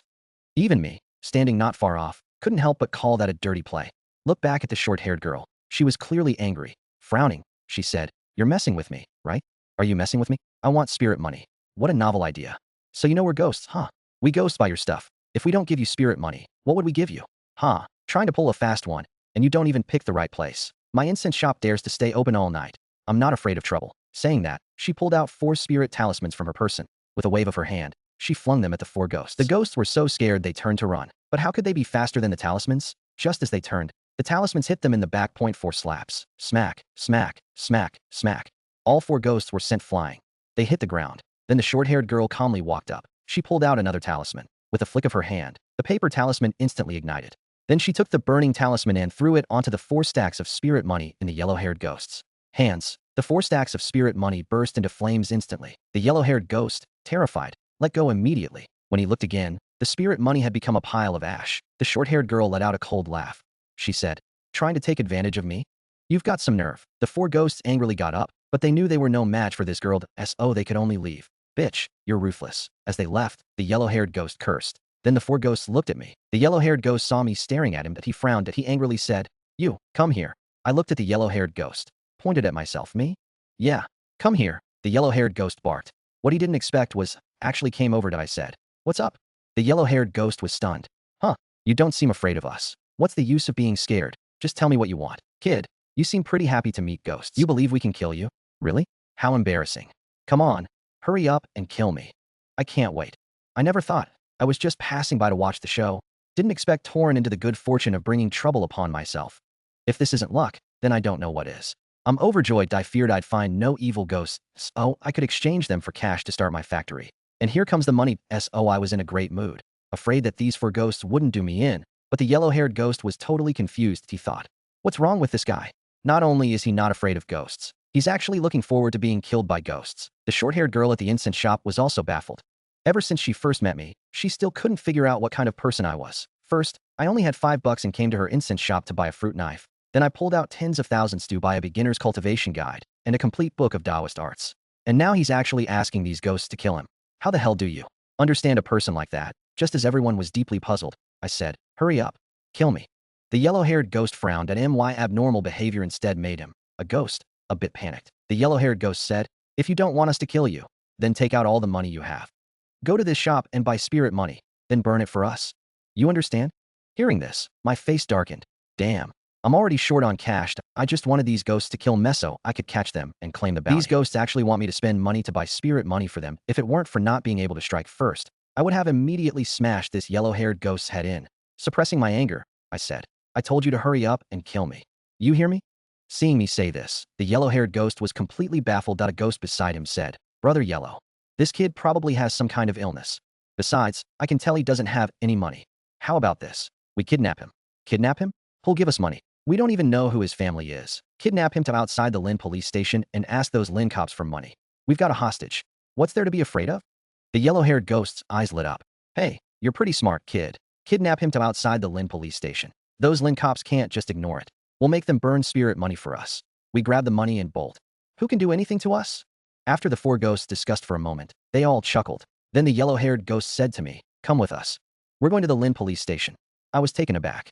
What are we going to the police station for? You're not turning yourselves in, are you? Don't turn yourselves in. Beat me up first. I'll handle the rest. The four ghosts were all speechless. The yellow-haired ghost said, "I don't know what you're saying, but right now we need to kidnap you. We'll take you to the Lin station to demand money. You get it?" Hearing this, I widened my eyes. I thought, isn't this my own trick? Who's kidnapping who here? Going to the Lin station to exchange for cash. But then I got excited. Kidnapping me means these four ghosts have committed a crime. When we get to the police station and everyone sees, the bounty is as good as mine. The four ghosts didn't notice anything off about me. They just went ahead and started taking me to the Lin police station. And just then, the short-haired girl frowned and said, "Wait." Hearing that, I immediately turned around. Before the yellow-haired ghost could say anything, I spoke first. "I advise you not to meddle." The yellow-haired ghost glanced at me. He thought, "This guy really cooperates, huh?" The short-haired girl frowned, snorted, and went back into her shop. Anyway, she always felt I was actually tricking these ghosts. So she didn't worry anymore. So under the kidnapping of the four ghosts, I was very happy the whole way. Even happier than the four ghosts that we went to the outside of the spirit police station. Arriving at the spirit police station, the four ghosts were still a bit nervous. After all, the spirit police station is specifically tasked with maintaining supernatural order in the area. Even if the spirit police aren't that strong, they should have no problem dealing with these four ghosts. Luckily, they had a hostage, but for some reason, this hostage made them feel even more uneasy. But at this point, they couldn't worry about that. The yellow-haired ghost shouted toward the entrance of the spirit police station, "Listen up, you spirit cops inside. Burn us 10 billion in spirit money, or we'll kill the hostage." As his words fell, a dozen spirit cops walked out. Among them was one named Genia. These spirit cops all knew me. Seeing me, they were dumbfounded. Genia was even more puzzled and said, "What's going on? Can't you tell? We four ghosts have kidnapped this person. If you burn 10 billion in spirit money for us, we'll release the hostage. Otherwise, we'll kill him." Wait. Please make it clear. Did this person kidnap you? Or did you kidnap this person? Fuck, can't you understand ghost language? We four ghosts kidnapped this person. You got it? Genia then looked at me and said, "Really? They kidnapped you? Look, they're surrounding me." Genie still didn't believe it. He looked at me and said, "Boss, this isn't one of your new tricks, is it?" "No, I'm really kidnapped by them. Really, I'm the victim." Genia then looked at the four ghosts again and said, "Are you sure you're not being threatened?" "What the hell do you mean? We kidnapped someone. Who threatened us?" "Then how do you prove you kidnapped him?" The yellow-haired ghost never thought a ghost kidnapping a human would actually be questioned in an instant. The four ghosts gathered ghostly energy and all grabbed me by the throat. Then the yellow-haired ghost roared, "See that? Isn't this a kidnapping? Well, looks like you did kidnap me." When Genia heard me say that, I spoke up too. Everyone saw it. These four ghosts kidnapped me, which is a crime. So now I can make my move. "Sure, boss, that I'll go get your reward." The yellow-haired ghost saw Lin Jing leave and instantly panicked. "Hey, what are you doing? What reward? We're after fame and fortune. What's going on? What about the hostage? You're not going to deal with him." The yellow-haired ghost still didn't get it. Watching Lin Jing walk off, the four ghosts were dumbfounded. They really couldn't understand why those spirit cops didn't care about me, the hostage. After the spirit cops entered the station, the four ghosts stared at me in confusion. The yellow-haired ghost even asked, "What are they doing? Why don't they care about you?" I flashed a twisted smile. "It's not that they're ignoring me, they're ignoring you." "Huh? What do you mean?" I grinned. "You'll figure it out soon enough. You'll understand what I mean in a second." As I spoke, I suddenly raised my hand. Without me noticing, a watermelon knife had already appeared in my hand.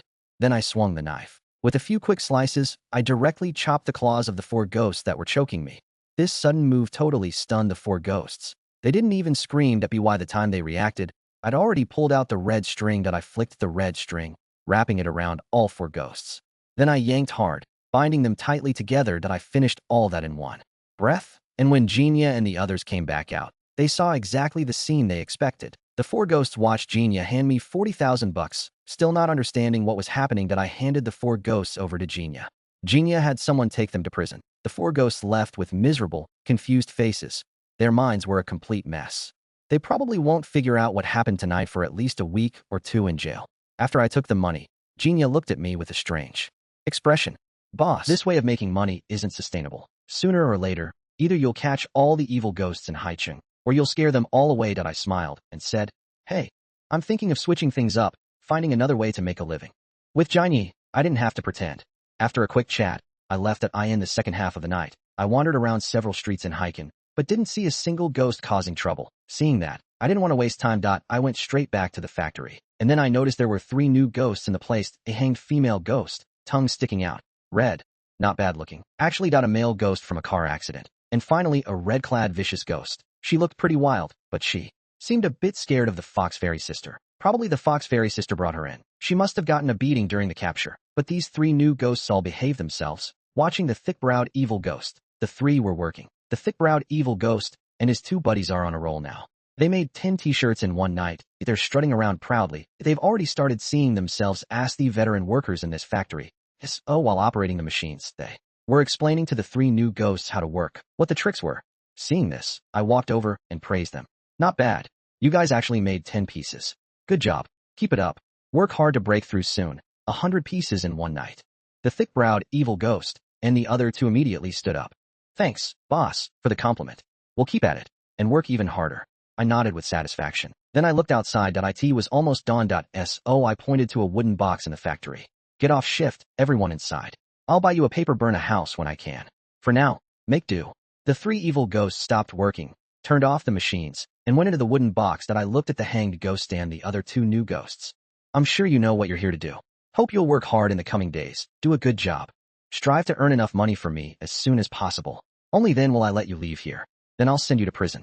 The red-clad vicious ghost shot me a look. Clearly, she was shocked by my inhuman behavior, making them earn enough money for him first, then sending them to jail. Listen to that. Is that even a human thing to say? The red-clad vicious ghost spoke up. What if we don't want to? Don't want to? You don't want to work here? Yeah, why should I work for you? We're ghosts, not laborers. The red-clad vicious ghost, after all, was a vicious ghost. She had to be cocky. I took a deep breath. Have you ever harmed anyone? The red-clad vicious ghost sneered viciously. Of course. I once scared a person out of their wits. And why did you harm people? I didn't let her finish. The red-clad vicious ghost laughed coldly. I'm a vicious ghost. Do I need a reason to harm people? Do I need an excuse? The moment she said that, I pulled out the watermelon knife. The female zombie, weasel spirit, and fox fairy sister all stepped back. They knew the thug was about to lose it. Sure enough, I pointed the watermelon knife at the red-clad vicious ghost. Then let me tell you, I'm a thug. Need a reason to catch you. Do I need to give you an excuse to make you work for me? I let you come work for me. Do I need to give you a reason? The red-clad vicious ghost was stunned. She didn't expect me to throw her own words back at her. She said, what if I don't work for you? I gave a twisted smile. Then I'll cut out your kidneys. Then hand you over to Lynn police station. The red-clad vicious ghost's face changed. Hand me over to the police station? Fine. But why cut out my kidneys? Don't know. Anyway, people tricked abroad. If they don't obey, they get their kidneys cut. They all get cut. So I'll cut too. The car accident ghost and the hanged ghost were already scared out of their wits. But the red-clad vicious ghost, she was tough. She gritted her teeth. I'm just not working. I stepped forward, knife in hand. The red-clad vicious ghost tried to resist, putting on a fierce face. But I slapped her with the blade, knocking her flat to the ground. Then I stepped on her back, ready to slice into her kidney with the watermelon knife. For a vicious ghost who harms people, I can't afford to be soft. And at that point, the red-clad vicious ghost was genuinely terrified. She yelled, don't cut. Don't cut. I'll work. I'll do anything. Amid the red-clad vicious ghost's screams, the knife aiming for her kidney never did fall. After all, I still need Ghost to work for me. If I really had his kidneys cut out, I'd lose an employee. After putting away the watermelon knife, I snorted. The red-clad vengeful ghost said he'd work here quietly from now on, or else. The red-clad vengeful ghost nodded hurriedly and feared. He always thought that as a vengeful ghost, he was already extremely vicious. Never expected a day he'd run into someone even more brutal. I then looked at the hanging ghost and the car crash ghost. The 2 ghosts were startled. Then the car crash ghost said, I swear loyalty to the boss unto death. Work for the boss with all my heart. That will be the greatest meaning of my remaining ghost life. The hanging ghost. I am the same. I nodded in satisfaction. These kids can be taught. These kids can be taught. All right. You all go rest in the wooden box too. When night comes, the thick-browed evil ghost and the other 2 will teach you to work the machines. The ghosts nodded. They immediately flew into the wooden box. The female zombie simply rested in the factory. The weasel spirit just sprawled on the fabric and slept at AS for Fox Fairy sister. She had to go back to run her chicken shop. After dawn, I went and ordered over a dozen more machines that I in this situation. The ghosts in the factory would only increase. No worries about employees. But machines and raw materials must keep up. After spending money on a dozen machines, I had almost no money left. But looking at the 18 machines in the factory, a smile crept onto my face. 6 looms, 6 cutting machines, 6 sewing machines. That makes 6 assembly lines that I'd need at least 20 demons and monsters to work. No more equipment for now. First, get the employees in place. Next, I still had one problem. Where to sell the clothes we make. I have no sales channels. That if the clothes don't sell, it's useless no matter how many we produce. That I started this factory. Although I basically Don't have to pay wages. The machine costs aren't low that I absolutely can't lose money. This problem, I thought about it back and forth and figured I could sell through Livestream shopping. Thinking of this, I decided to try it that night. When night came, the thick-browed evil ghost brothers and the red-clad vengeful ghost, the car crash ghost, and hanging ghost all came out of the wooden box. After coming out, thick-browed evil ghost, with the attitude of a veteran employee, said to the three new ghosts, "See that? The factory has a lot more equipment now. You three learn properly. Once you've learned, start working the machines." After he said this, the red-clad vengeful ghost said resentfully to thick-browed evil ghost, "You're a fearsome evil ghost after all. Are you really content staying here?" Thick-browed evil ghost sighed and said, "Ah, what evil ghost?" Just breaking through confusion, walking out of bewilderment. Three working ghosts who found the value of ghostly life. What? You want to leave this place? Don't think about it. Working the machines is fun. Making a piece of clothing is really interesting. The red-clad vengeful ghost curled his lip. "I don't buy it." Thick-browed evil ghost frowned. "So what if you don't buy it?"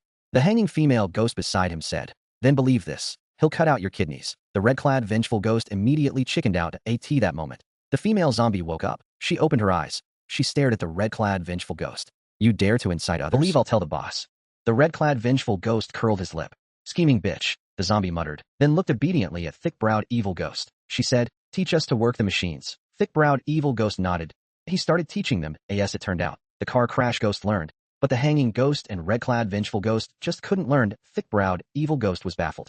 Impossible. Logically, the machine operations in a clothing factory, whether looms or cutting machines or sewing machines, should be second nature for you girls. How come you two female ghosts can't learn? Instead, we male ghosts all learned. I feel this is talent. I picked it up on the first try. Seems us men, besides having babies, really have talent for everything. Just then, I came to the factory after dinner. "Boss, these two female ghosts can't learn." Thick-browed evil ghost, like a factory foreman, asked, "What do we do?"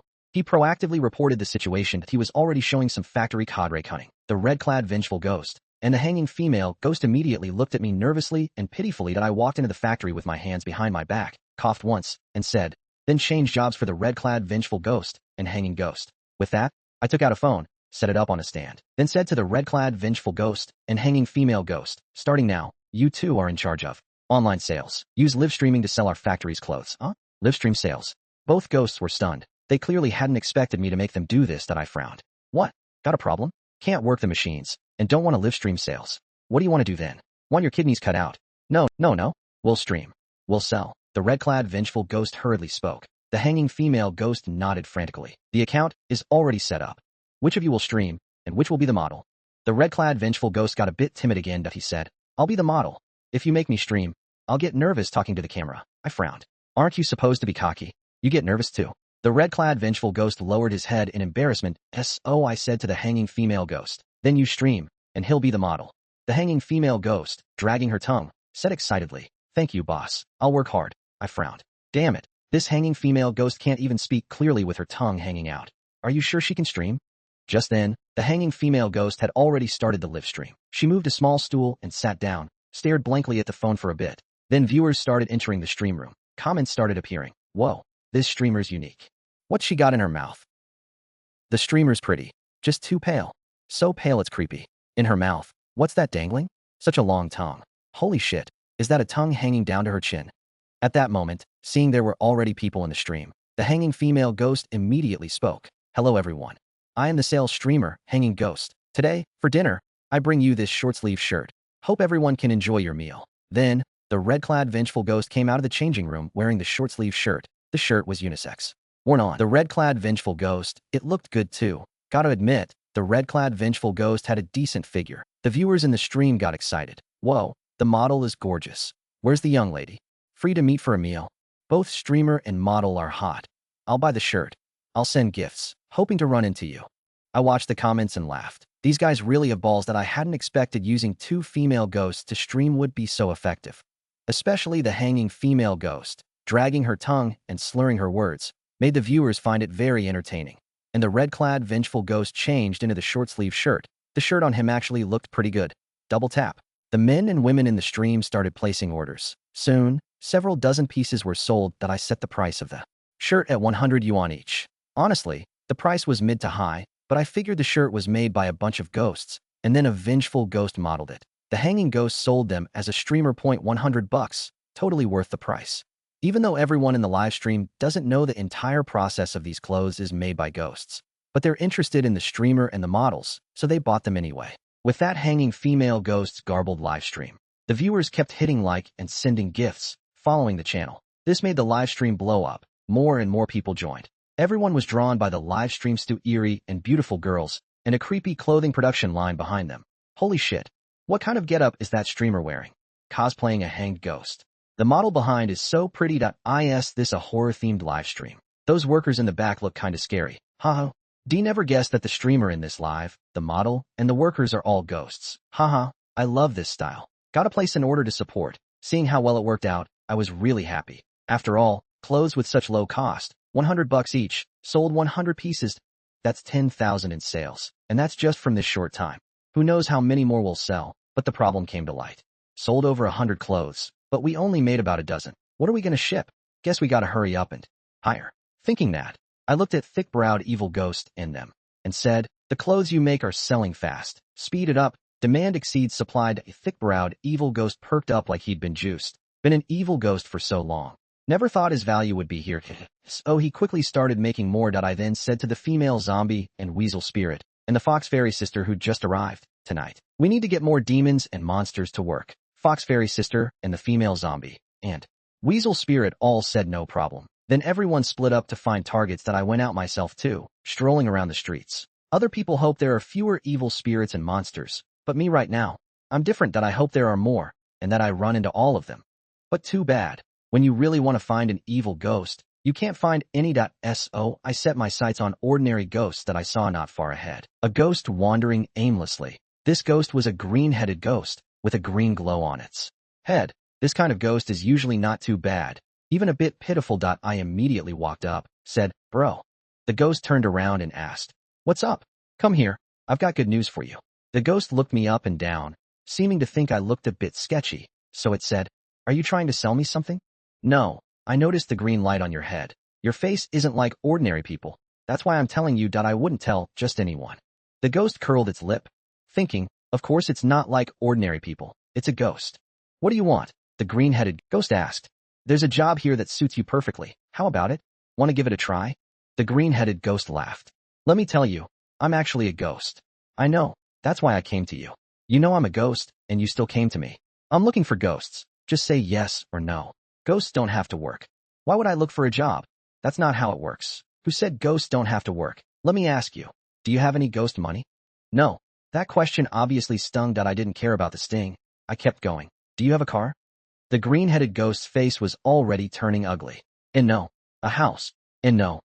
A young ghost without a car or a house. These things are just papier-mâché. You don't even have papier-mâché. Don't you think you're a pathetic ghost? These words hit like a hammer, smashing into the green-headed ghost's chest. His ghostly form trembled, head hung low, his face full of shame and despair. The green-headed ghost felt he didn't even have the facito be a ghost anymore. Seeing this, I quickly stepped in and said, now the chance to change your fate is right in front of you. I have a job over there, waiting for you to take it. I'll burn you 10 billion in ghost money every month. How about it? 10 billion. That much. Are you messing with a ghost? 10 billion, to us living people, is just a few bucks worth of paper from an incense shop. Are you serious? What job? I grinned. You'll know when you get there. You're really not tricking me. Why would I trick you? Do I look like a bad guy? You shouldn't have said that. Looking at you now, it's hard not to think you're a bad guy. What do you have that's worth me tricking? I rolled my eyes. The green-headed ghost said, it's not that simple. What if you're running a pyramid scheme? What do I do then? After a long, exhausting explanation, the green-headed ghost finally believed me and agreed to go with him to the factory. I sighed, thinking, it's way easier to just kidnap evil ghosts directly. Don't have to waste so many words. Don't have to pay them either. And then I could hand them over to Officer Lin for a reward. At this point, I took the green-headed ghost and kept wandering the streets. The green-headed ghost asked, what are we doing now? Keep looking for ghosts. I need a lot more. No sooner had I said that than I saw a white-dressed female ghost not far away chasing a young man. That white female ghost had disheveled hair, her entire face covered by her hair. She was walking in a weird posture. Her joints seemed broken, looking really terrifying. But even so, after a few steps, her body would disappear, instantly reappearing dozens of feet away. Even though she moved slowly, she was still tightly chasing that man. The man was panic-stricken now. Looking closely, he was very skinny, like skin and bones. You wouldn't guess he wasn't also a ghost. He spotted me over here and rushed over shouting, help! Save me! This she-ghost is trying to kill me. My eyes lit up. See, I was just thinking of catching a harmful ghost. And here comes one right in front of me, harming people. That made me thrilled that I pulled out my watermelon knife and charged straight at it, shouting at the white female ghost. Bold apparition, how dare you harm people right out in the street? Take my knife. And I swung the watermelon knife at her. The female ghost whipped her hair. A clump of hair came alive like a python and attacked me. I quickly turned the knife sideways. See, the blade glowed faintly. When it hit the hair, sparks flashed, instantly cutting off a lock of hair that fell to the ground. The female ghost gasped, then stared at me through her hair. Baka. My eyes widened at a ghost from that country with a pretty good life. You know, Japan? With that get-up. Sadako, your little brother, move aside, Sadako snarled. I didn't expect to run into Sadako. So I said, what guts you've got? You dare to harm people in China. Stinking Taoist. This has nothing to do with you. Your little brother's working. Move aside, or I'll kill you dead. Jinzi snarled that I let out a cold laugh. Well, I'm getting involved at SO what? Then I said to the skinny guy behind me. Brother, don't be scared. I'm here. She can't do shit to you. But speaking of which, you're pretty damn impressive, getting hunted down by Jinzi. But why does she want to kill you? Tell me, so I can avenge you. It's a long story. You see, I got hold of a cursed videotape, opened it, and it was the Jinzi series. Didn't expect that while I was watching, this bitch crawled out of the TV, scared the hell out of me. I pissed all over Jinzi on the spot, and then she started chasing me to kill me. Hearing that, I nodded. I turned to Jinzi and said, you attacked first, so this is on you. Today, this matter is mine. Hearing that, Jinzi got pissed. Baka, then I'll kill you first. With that, Jinzi charged at me. I quickly swung my knife and started fighting right back. Jinzi might be a powerful vengeful spirit, but against a genius and stud like me, she was no match after all. After a bit of fighting, Jinzi got hit twice by the watermelon knife, but she still wouldn't give in, showing a till death do us part attitude. I didn't really want to destroy Jinzi. Since I still needed her to work at the factory. So I thought about using something to trap her.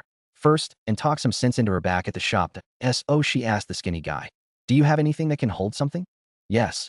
The skinny guy nodded and took out a small packet. I took it and froze on the spot. It was an unopened condom. Confused as hell at the moment, I didn't have time to think more. So I opened it right away, held the opening in my left hand, formed a spirit-binding gesture with my right, pointed at the charging Jinzi and shouted, by the supreme law, all spirits be sealed. The next moment, with a scream from Jinzi, she turned into a cloud of ghostly energy and was sucked straight into the condom. After that, I exchanged a few words with the skinny guy and left. Continued roaming the streets with the greenhead ghost. The factory has plenty of machines, so it needs many ghosts to run them. So I had to grab as many ghosts as possible to work. Too bad I didn't run into any more ghosts harming people. So in the end, I used high-paid spirit money to hire a few female ghosts. Got back to the factory long after midnight. The yellow weasel, the female zombie, and the fox fairy sister had also returned. Their haul wasn't great either, each having caught one evil ghost. I knew this wouldn't do. After all, production targets were heavy. I said, female zombie, fox fairy sister, yellow weasel, from now on, you three will also work the machines. Let me handle recruiting employees. Also, yellow weasel, manage the factory when I'm away. Usually just run the machine. Female zombie, you're in charge of ironing the clothes. As for fox fairy sister, judging by your outfit, you've got good taste. So you'll design the clothing. Styles. When you're free, cut the fabric.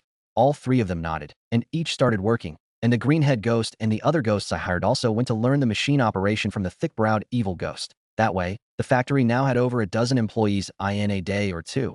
Churning out 100 garments shouldn't be a problem. It was only then that I opened the bag and let Jinzi out. Once she came out, she tried to attack me again, but my fists were no pushover either. Soon, under the caress of my fists, Jinzi became completely docile and agreed to stay and work at the factory. After a quick tutorial from the thick-browed ghost, Jinzi quickly learned to work the sewing machine. So she sat down at her workstation and started sewing clothes at full speed. Watching all 4 assembly lines racing to produce clothes, a smile spread across my face. And just then, a knock came at the factory door. I frowned. This late at night, who the hell would come knocking? You see, practically no one dares go out these nights. Curious, I walked over and opened the door. Well, look at that. Not a person, but a ghost, and a female ghost at that. The female ghost glared at me fiercely and said, do you know where the person downstairs went? I'm the one from downstairs. What about it? The female ghost sized me up. There was a knock-knock ghost before.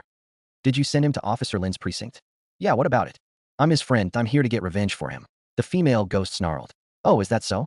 Then come on in. It's windy outside. Come inside and talk. The female ghost paused, thinking, I want to kill you. And you're inviting me in? So she followed me into the factory. Once inside, I closed the door behind us. The female ghost turned around and saw the door covered in talismans, the windows and walls also plastered with them.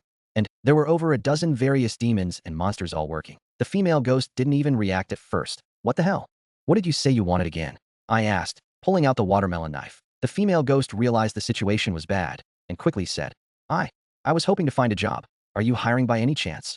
Oh, is that so? Yes, yes, yes, yes. Why are you holding a watermelon knife? Me? I was thinking of cutting you some fruit or something. Turns out there's no fruit. Heh. Obviously that female ghost knew when to fold. She realized that getting revenge for Knock Knock Ghost was happening, and that she'd gotten herself roped in. Realizing she was in a trap, the ghost accepted her fate and was forced to join the assembly line. Over the next 2 days, the factory assembly line smoothly produced over 100 short-sleeve shirts, finally meeting the number sold during the live stream. Then I had the yellow weasel and female zombie pack them up. When that was done, I called for a courier pickup and shipped all the clothes out. With that batch of orders completed, I finally breathed a sigh of relief. Clearly, running a business wasn't easy, and next, I decided to produce a batch of clothes in advance, sell them via livestream, then continue production to SO the demons and monsters in the factory, following the designs created by Fox Fairy Sister for several different male and female garments. Each started making their own. 100 pieces took a full 3 days to finish. That night, I looked at the pile of 100 men's shirts and 100 women's shirts, and a smile spread across my face that I said, Lowlife Ghost and Red Dress Vengeful Spirit, start the live stream tonight. Sell these first. The other demons and monsters keep working. So everyone split the work and got busy again. I in the live stream room. Over 10,000 viewers watched this unique broadcast and chatted animatedly. This underworld live stream is starting again. Looks like there are more employees than last time. Hey, is that one employee cosplaying as Sadako? Haha, that's damn accurate. So today, for your underworld connected stream, what are you planning to sell? I got that short sleeve shirt from last time. At first, I thought $100 for one was a bit steep, but after wearing it, it's actually really cool.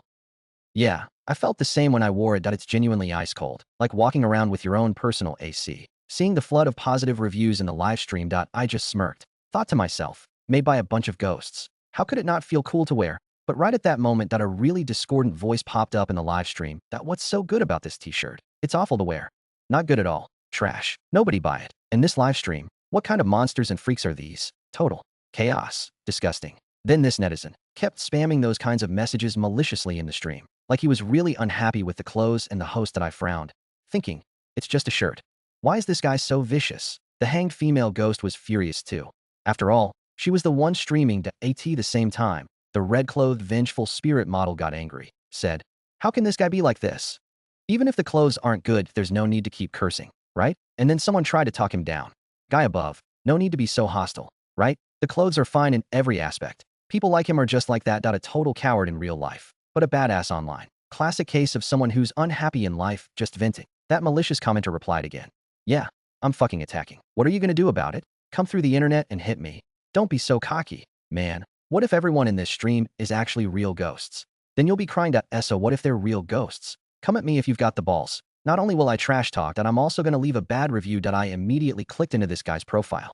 Then went to find his purchase order, found he'd left a bad review, and said some pretty nasty things. Took a deep breath. I handed this guy's address to thick-browed evil ghost. Said, here, the address is yours. Don't cause any deaths. Thick-browed evil ghost looked at the address, let out a sneaky laugh, said, boss, don't worry. I know what I'm doing. I nodded, then opened the door, told thick-browed evil ghost, come back early. The assembly line still needs you as the main worker. Thick-browed evil ghost nodded and left. His body turned into ghostly energy and flew away. I heard him mutter, God damn it. A talented ghost like me. Making clothes for you personally. And you trash talk like that? Let's see how I deal with you. That guy in the live stream was still flaming the hanged female. Ghost ignored him, continued the stream. Hello everyone. Tonight, what I'm bringing you ladies are 2 new styles from the factory. One for men, one for women. Only 100 pieces available right now. First come, first served. As she spoke, the red-clothed Vengeful Spirit came out wearing the new women's dress. She had a perfect figure. The dress looked great on her. Instantly got a lot of girls in the live stream interested. They ordered one after another at the same time. The red-clothed Vengeful Spirit also brought out a men's short-sleeve shirt. After the hanged ghost's garbled introduction, everyone started buying them too. And that troll was still trying to stay relevant, trash-talking hard. But then suddenly he stopped. Hey, why did that troll suddenly stop? Probably got leashed by his owner, huh? Everyone in the stream was joking about it at the same time. Both the men's and women's clothes sold out. Seeing this, I was about to tell the hanged ghost to close the stream. But right then, that netizen who'd been hurling insults earlier in the stream suddenly spoke up again. I hereby sincerely apologize to the host and the model, the factory employees, and the boss. and everyone in the live stream. And I take back all my previous inappropriate comments and all my brainless remarks that I hope everyone can forgive my assholery, that I've already been punished that he copied and pasted this apology over and over. The netizens in the stream were dumbfounded. That raging troll from just moments ago. How did he suddenly back down? He even apologized and admitted fault. That didn't add up, but what they didn't know was that from that night onward, this troll never dared to go into any live stream again, let alone randomly trash talk people online. Because that night, after he maliciously trolled in the stream that he never expected an evil ghost to show up at his door, scared the hell out of him, then made him come back to the stream to apologize. And what scared him even more was that this evil ghost was the employee sitting behind the machine in the live stream. And this guy also became the first person to know that the ghosts in this factory were real. After that, the clothes sent out from my factory, basically, never got bad reviews. Even if a bad review did appear, IT would be changed to a good one overnight. In the following period, my factory was basically fully operational, with all dozen or so employees working that we could run 4 or 5 assembly lines, working the whole night shift that we could easily produce 100 pieces of clothing. After a few days, a few hundred pieces, all sold out in one stream. After these ghosts got into the groove of work, they actually got used to it. Indeed, this kind of boring wage slave life can become a habit and wear down your will. These ghosts once had such a strong will to harm people. Now they didn't even think about hurting anyone. Instead, they only thought about making clothes well, then collecting their pay. This morning, after I got up, I went to check the factory. Lots of clothing piled in the factory. The ghosts had all gone into their boxes, even though around the factory, the windows and doors were covered tightly with black cloth. These ghosts still didn't come out. I figured they needed rest too. After all, they'd worked all night. I felt I should show some appreciation. In the past 10 days, these ghosts had already made me 60 or 70,000. Say, boss, you need to promise the moon, but also how to deliver. So I took some money and went to the incense and candle shop. It was still that short-haired girl. When she saw me, she suddenly said, "What a rare sight. Surprised you're not dead yet." She was probably referring to the time that yellow-haired ghost kidnapped me. I curled my lip and said, "You sell ghost stuff every day, and you're still not dead. Why would I die?" For some reason, the two of us bickered like it was only natural. The short-haired girl snorted, then asked, "So what are you here for this time?" "I need quite a lot of stuff. I drove here. As for spirit money, the 100 million per stack kind. Give me a dozen stacks, then a dozen beaded reeds. A dozen pairs, and also one big paper house. I really did buy a lot. But all of this together only cost $1,000. In other words, I'd made 70 or 80,000 after giving second brother Huang and the fox fairy sister and the female zombie 3,000 each. The wages for the other ghosts totaled less than 1,000. After all, the paper house took up most of it. Hiring ghosts to work really was the right call. Too bad the female zombie fox fairy sister, weasel spirit, and the others don't use ghost money. Otherwise, I'd save even more on wages. After loading everything into the car, the short-haired girl asked, puzzled, "Why are you buying so much ghost money? Did your ancestors take out a loan shark in the underworld?" "What do you know? I use it to pay wages," I said irritably. Then I ignored her and drove off directly after getting home. I'd just put the stuff in the workshop when suddenly the phone rang. I picked it up and looked. It was Su Min again. I frowned. I answered and said, "What's up? Little brother, don't be so cold to me, okay?" Su Min's voice on the other end was a bit pitiful. I sighed and said directly, "Spit it out." "Fine, my startup failed. I'm really unhappy. I want to go out drinking this afternoon. Keep me company?"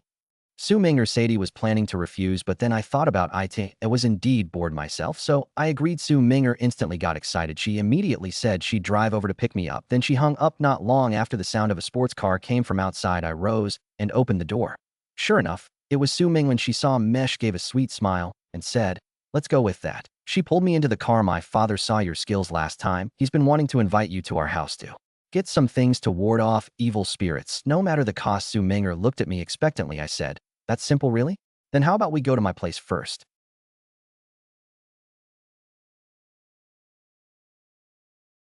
Mainly after I was kidnapped by ghosts at the East Mountain mass grave last time. My father is worried about running into any more trouble, so I nodded. "I understand. Don't worry, leave it to me." Su Minger was very happy in her heart. "I am a hero, a well-deserved hero. A year ago, someone harassed her. I didn't know her at all, but I stepped up and beat that guy UPA while back. She was kidnapped by hundreds of ghosts, and I still managed to beat those ghosts up to a man like this. If he's not a hero in a woman's eyes, then what is a hero?" The car soon arrived outside the villa. After the two got out, Su Minger led me into the villa. Inside the villa, Su Minger's father, Boss, was again discussing business with a few merchants. At first, when he saw his daughter come back, didn't pay much attention, but when he saw Meihe, immediately put down his crossed legs, stood up abruptly, and said, "Mr. Chun." He stepped forward and said, "Minger, Mr. Chun is here. Why didn't you tell me earlier?" Mr. Chin's presence graces my humble home. I didn't expect Boss Su to be so polite to me. Minger said she was worried about the house being offended by ghosts and evil, so I came to set up a few things. Ah, honored. Honored, Boss Su said as he took out a check from his pocket, wrote 1,000,000 and gave it. That said, for your trouble, Mr. Chun, just a small token. Not worthy of respect. Before I could be polite, Boss Su grabbed the check and stuffed it into my pocket. I smiled wryly and said, get me a brush. A servant immediately brought a writing brush. Under everyone's gaze, I went to the entrance of the villa outside. Boss Su said to the merchants, you don't know, do you? This young Mr. Chun is extraordinary. I saw with my own eyes him casually catch 2 ghosts. Guess what happened to the 3rd ghost? Haha, it was so scared it came out and knelt down. They'd rather be caught by the Lin police station than face Mr. Chin. The merchants were all amazed upon hearing this and expressed they wanted to see what methods I would leave in this villa to ward off evil and ghosts. And just then I held the brush in hand and on the blank wall at the villa entrance wrote a few words. Midnight Bandit Friends Home. Seeing those glaring words on the white wall, everyone present was stunned. They all thought it would be some ingenious method, but never expected this. Boss Su paid 1,000,000 for 8 characters?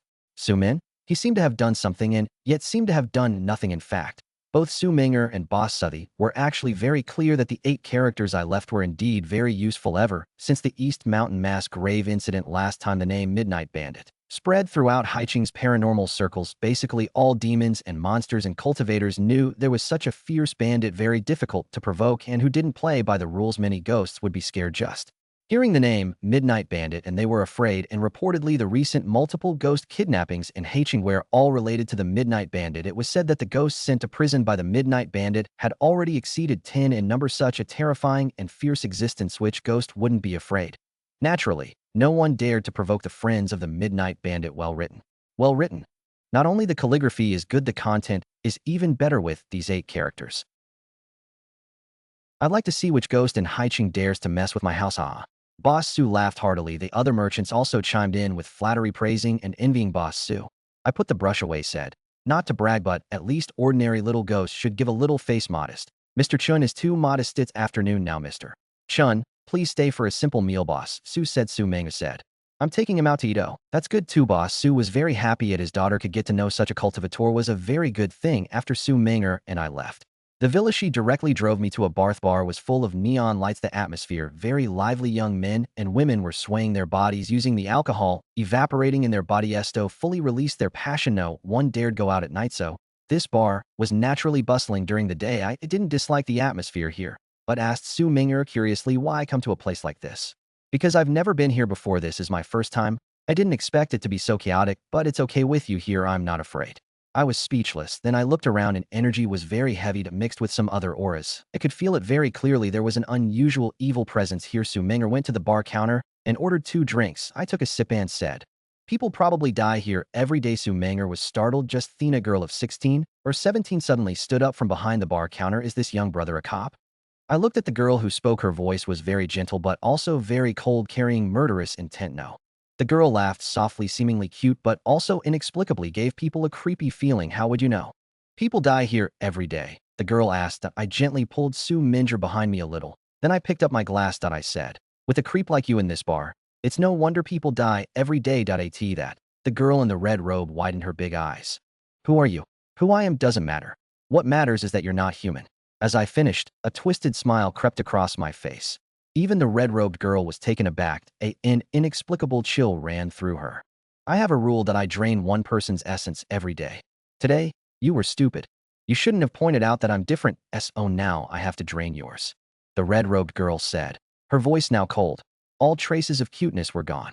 Then you're dreaming. The last guy who tried to drain my young energy is still in prison. You're asking for it. The red-robed girl got angry. Suddenly, she pulled out a stack of red paper. With her other hand, she produced a pair of scissors. Snip, snip. A few times, she cut out a string of beautifully shaped little figures. No one has ever dared tease me like this. Uchiloa die. She brought her delicate hands together, index fingers touching, thumbs also meeting.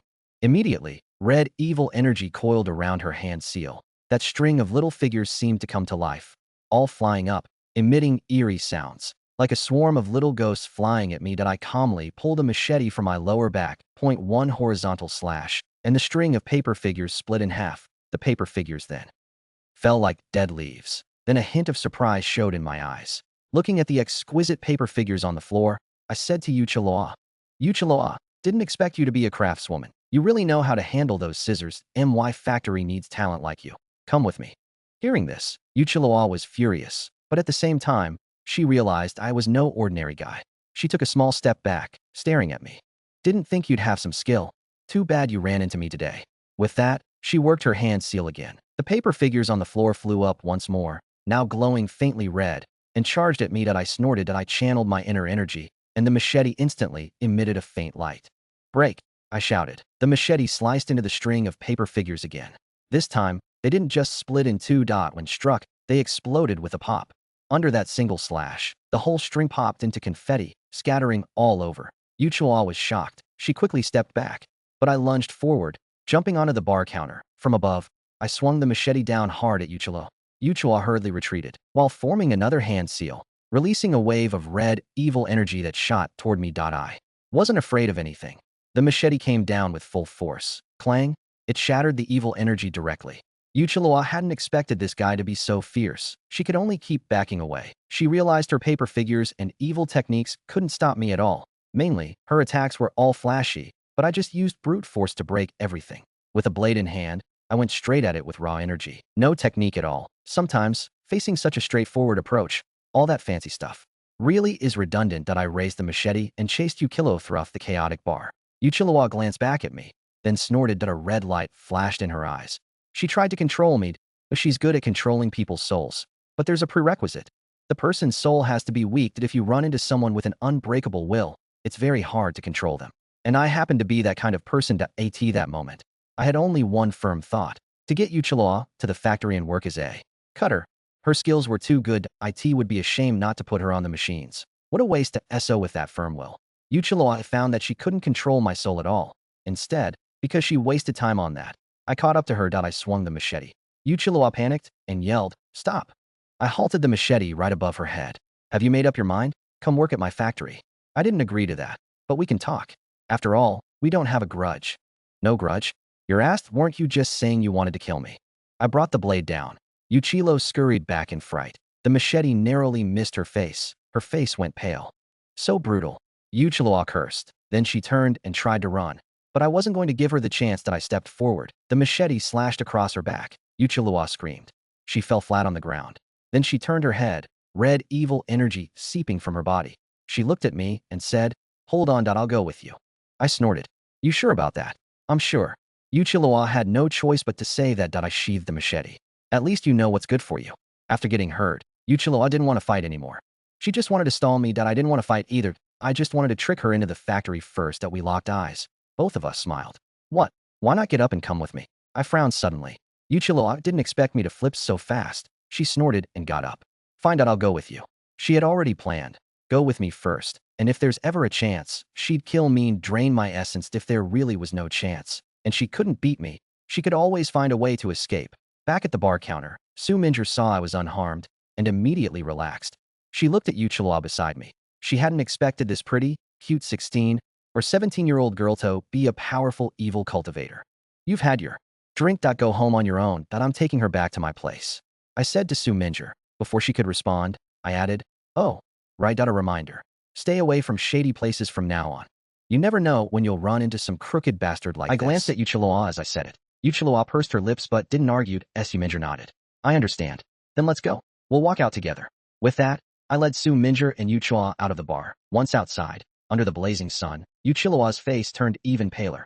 Already injured, she grew even weaker. She was an evil cultivator. Her practice based on dark arts has an immortal soul, theoretically speaking, even more evil than ordinary heretical cultivators. So even though he can appear in broad daylight, when the sun is too strong, it still makes him a bit uncomfortable. Seeing him uncomfortable, I didn't bother with him.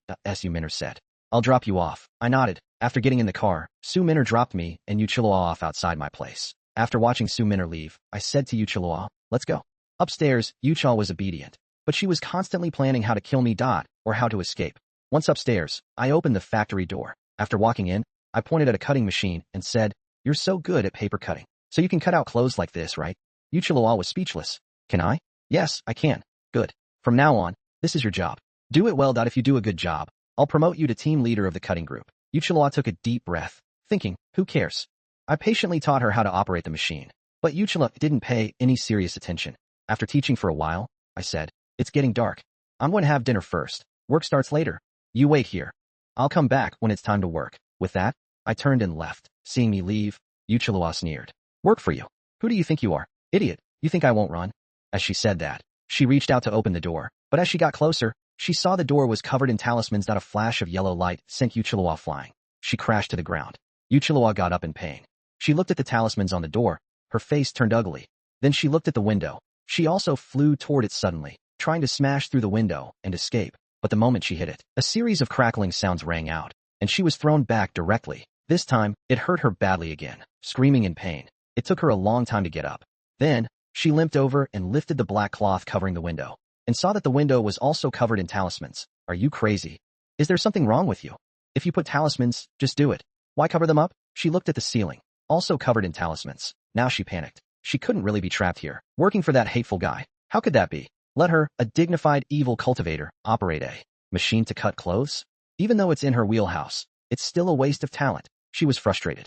Looking around the factory at the fabric cut out for making clothes, seeing the shape of the cuts, she felt contempt. Thinking, the cuts are so crappy. The scary thing was, she actually really had the urge to cut them properly. After all, she did have a talent for it, and oh no, how could I have such thoughts? No way. I'm an evil spirit with an immortal soul. That I'm powerful, dumb, wicked. How could I go work in his factory, cutting clothes? Huh. Ridiculous. She looked away, afraid she might give in and try. But this couldn't go on. It was getting dark. The man who caught her would be back soon. I have to escape, by any means. I must escape. Saying this, Yuchilua grew even more anxious. She paced around the factory, looking for a way out. But when she lifted some black cloth, behind them were talismans. Her frantic state was almost crazy. She seemed a bit unhinged. In the midst of her extreme anxiety, it got dark. The dozen or so ghosts in the wooden crates slowly came out. The female zombie in the cabinet also hopped out. Then the door opened. Fox Fairy Sister and Weasel Spirit also came in.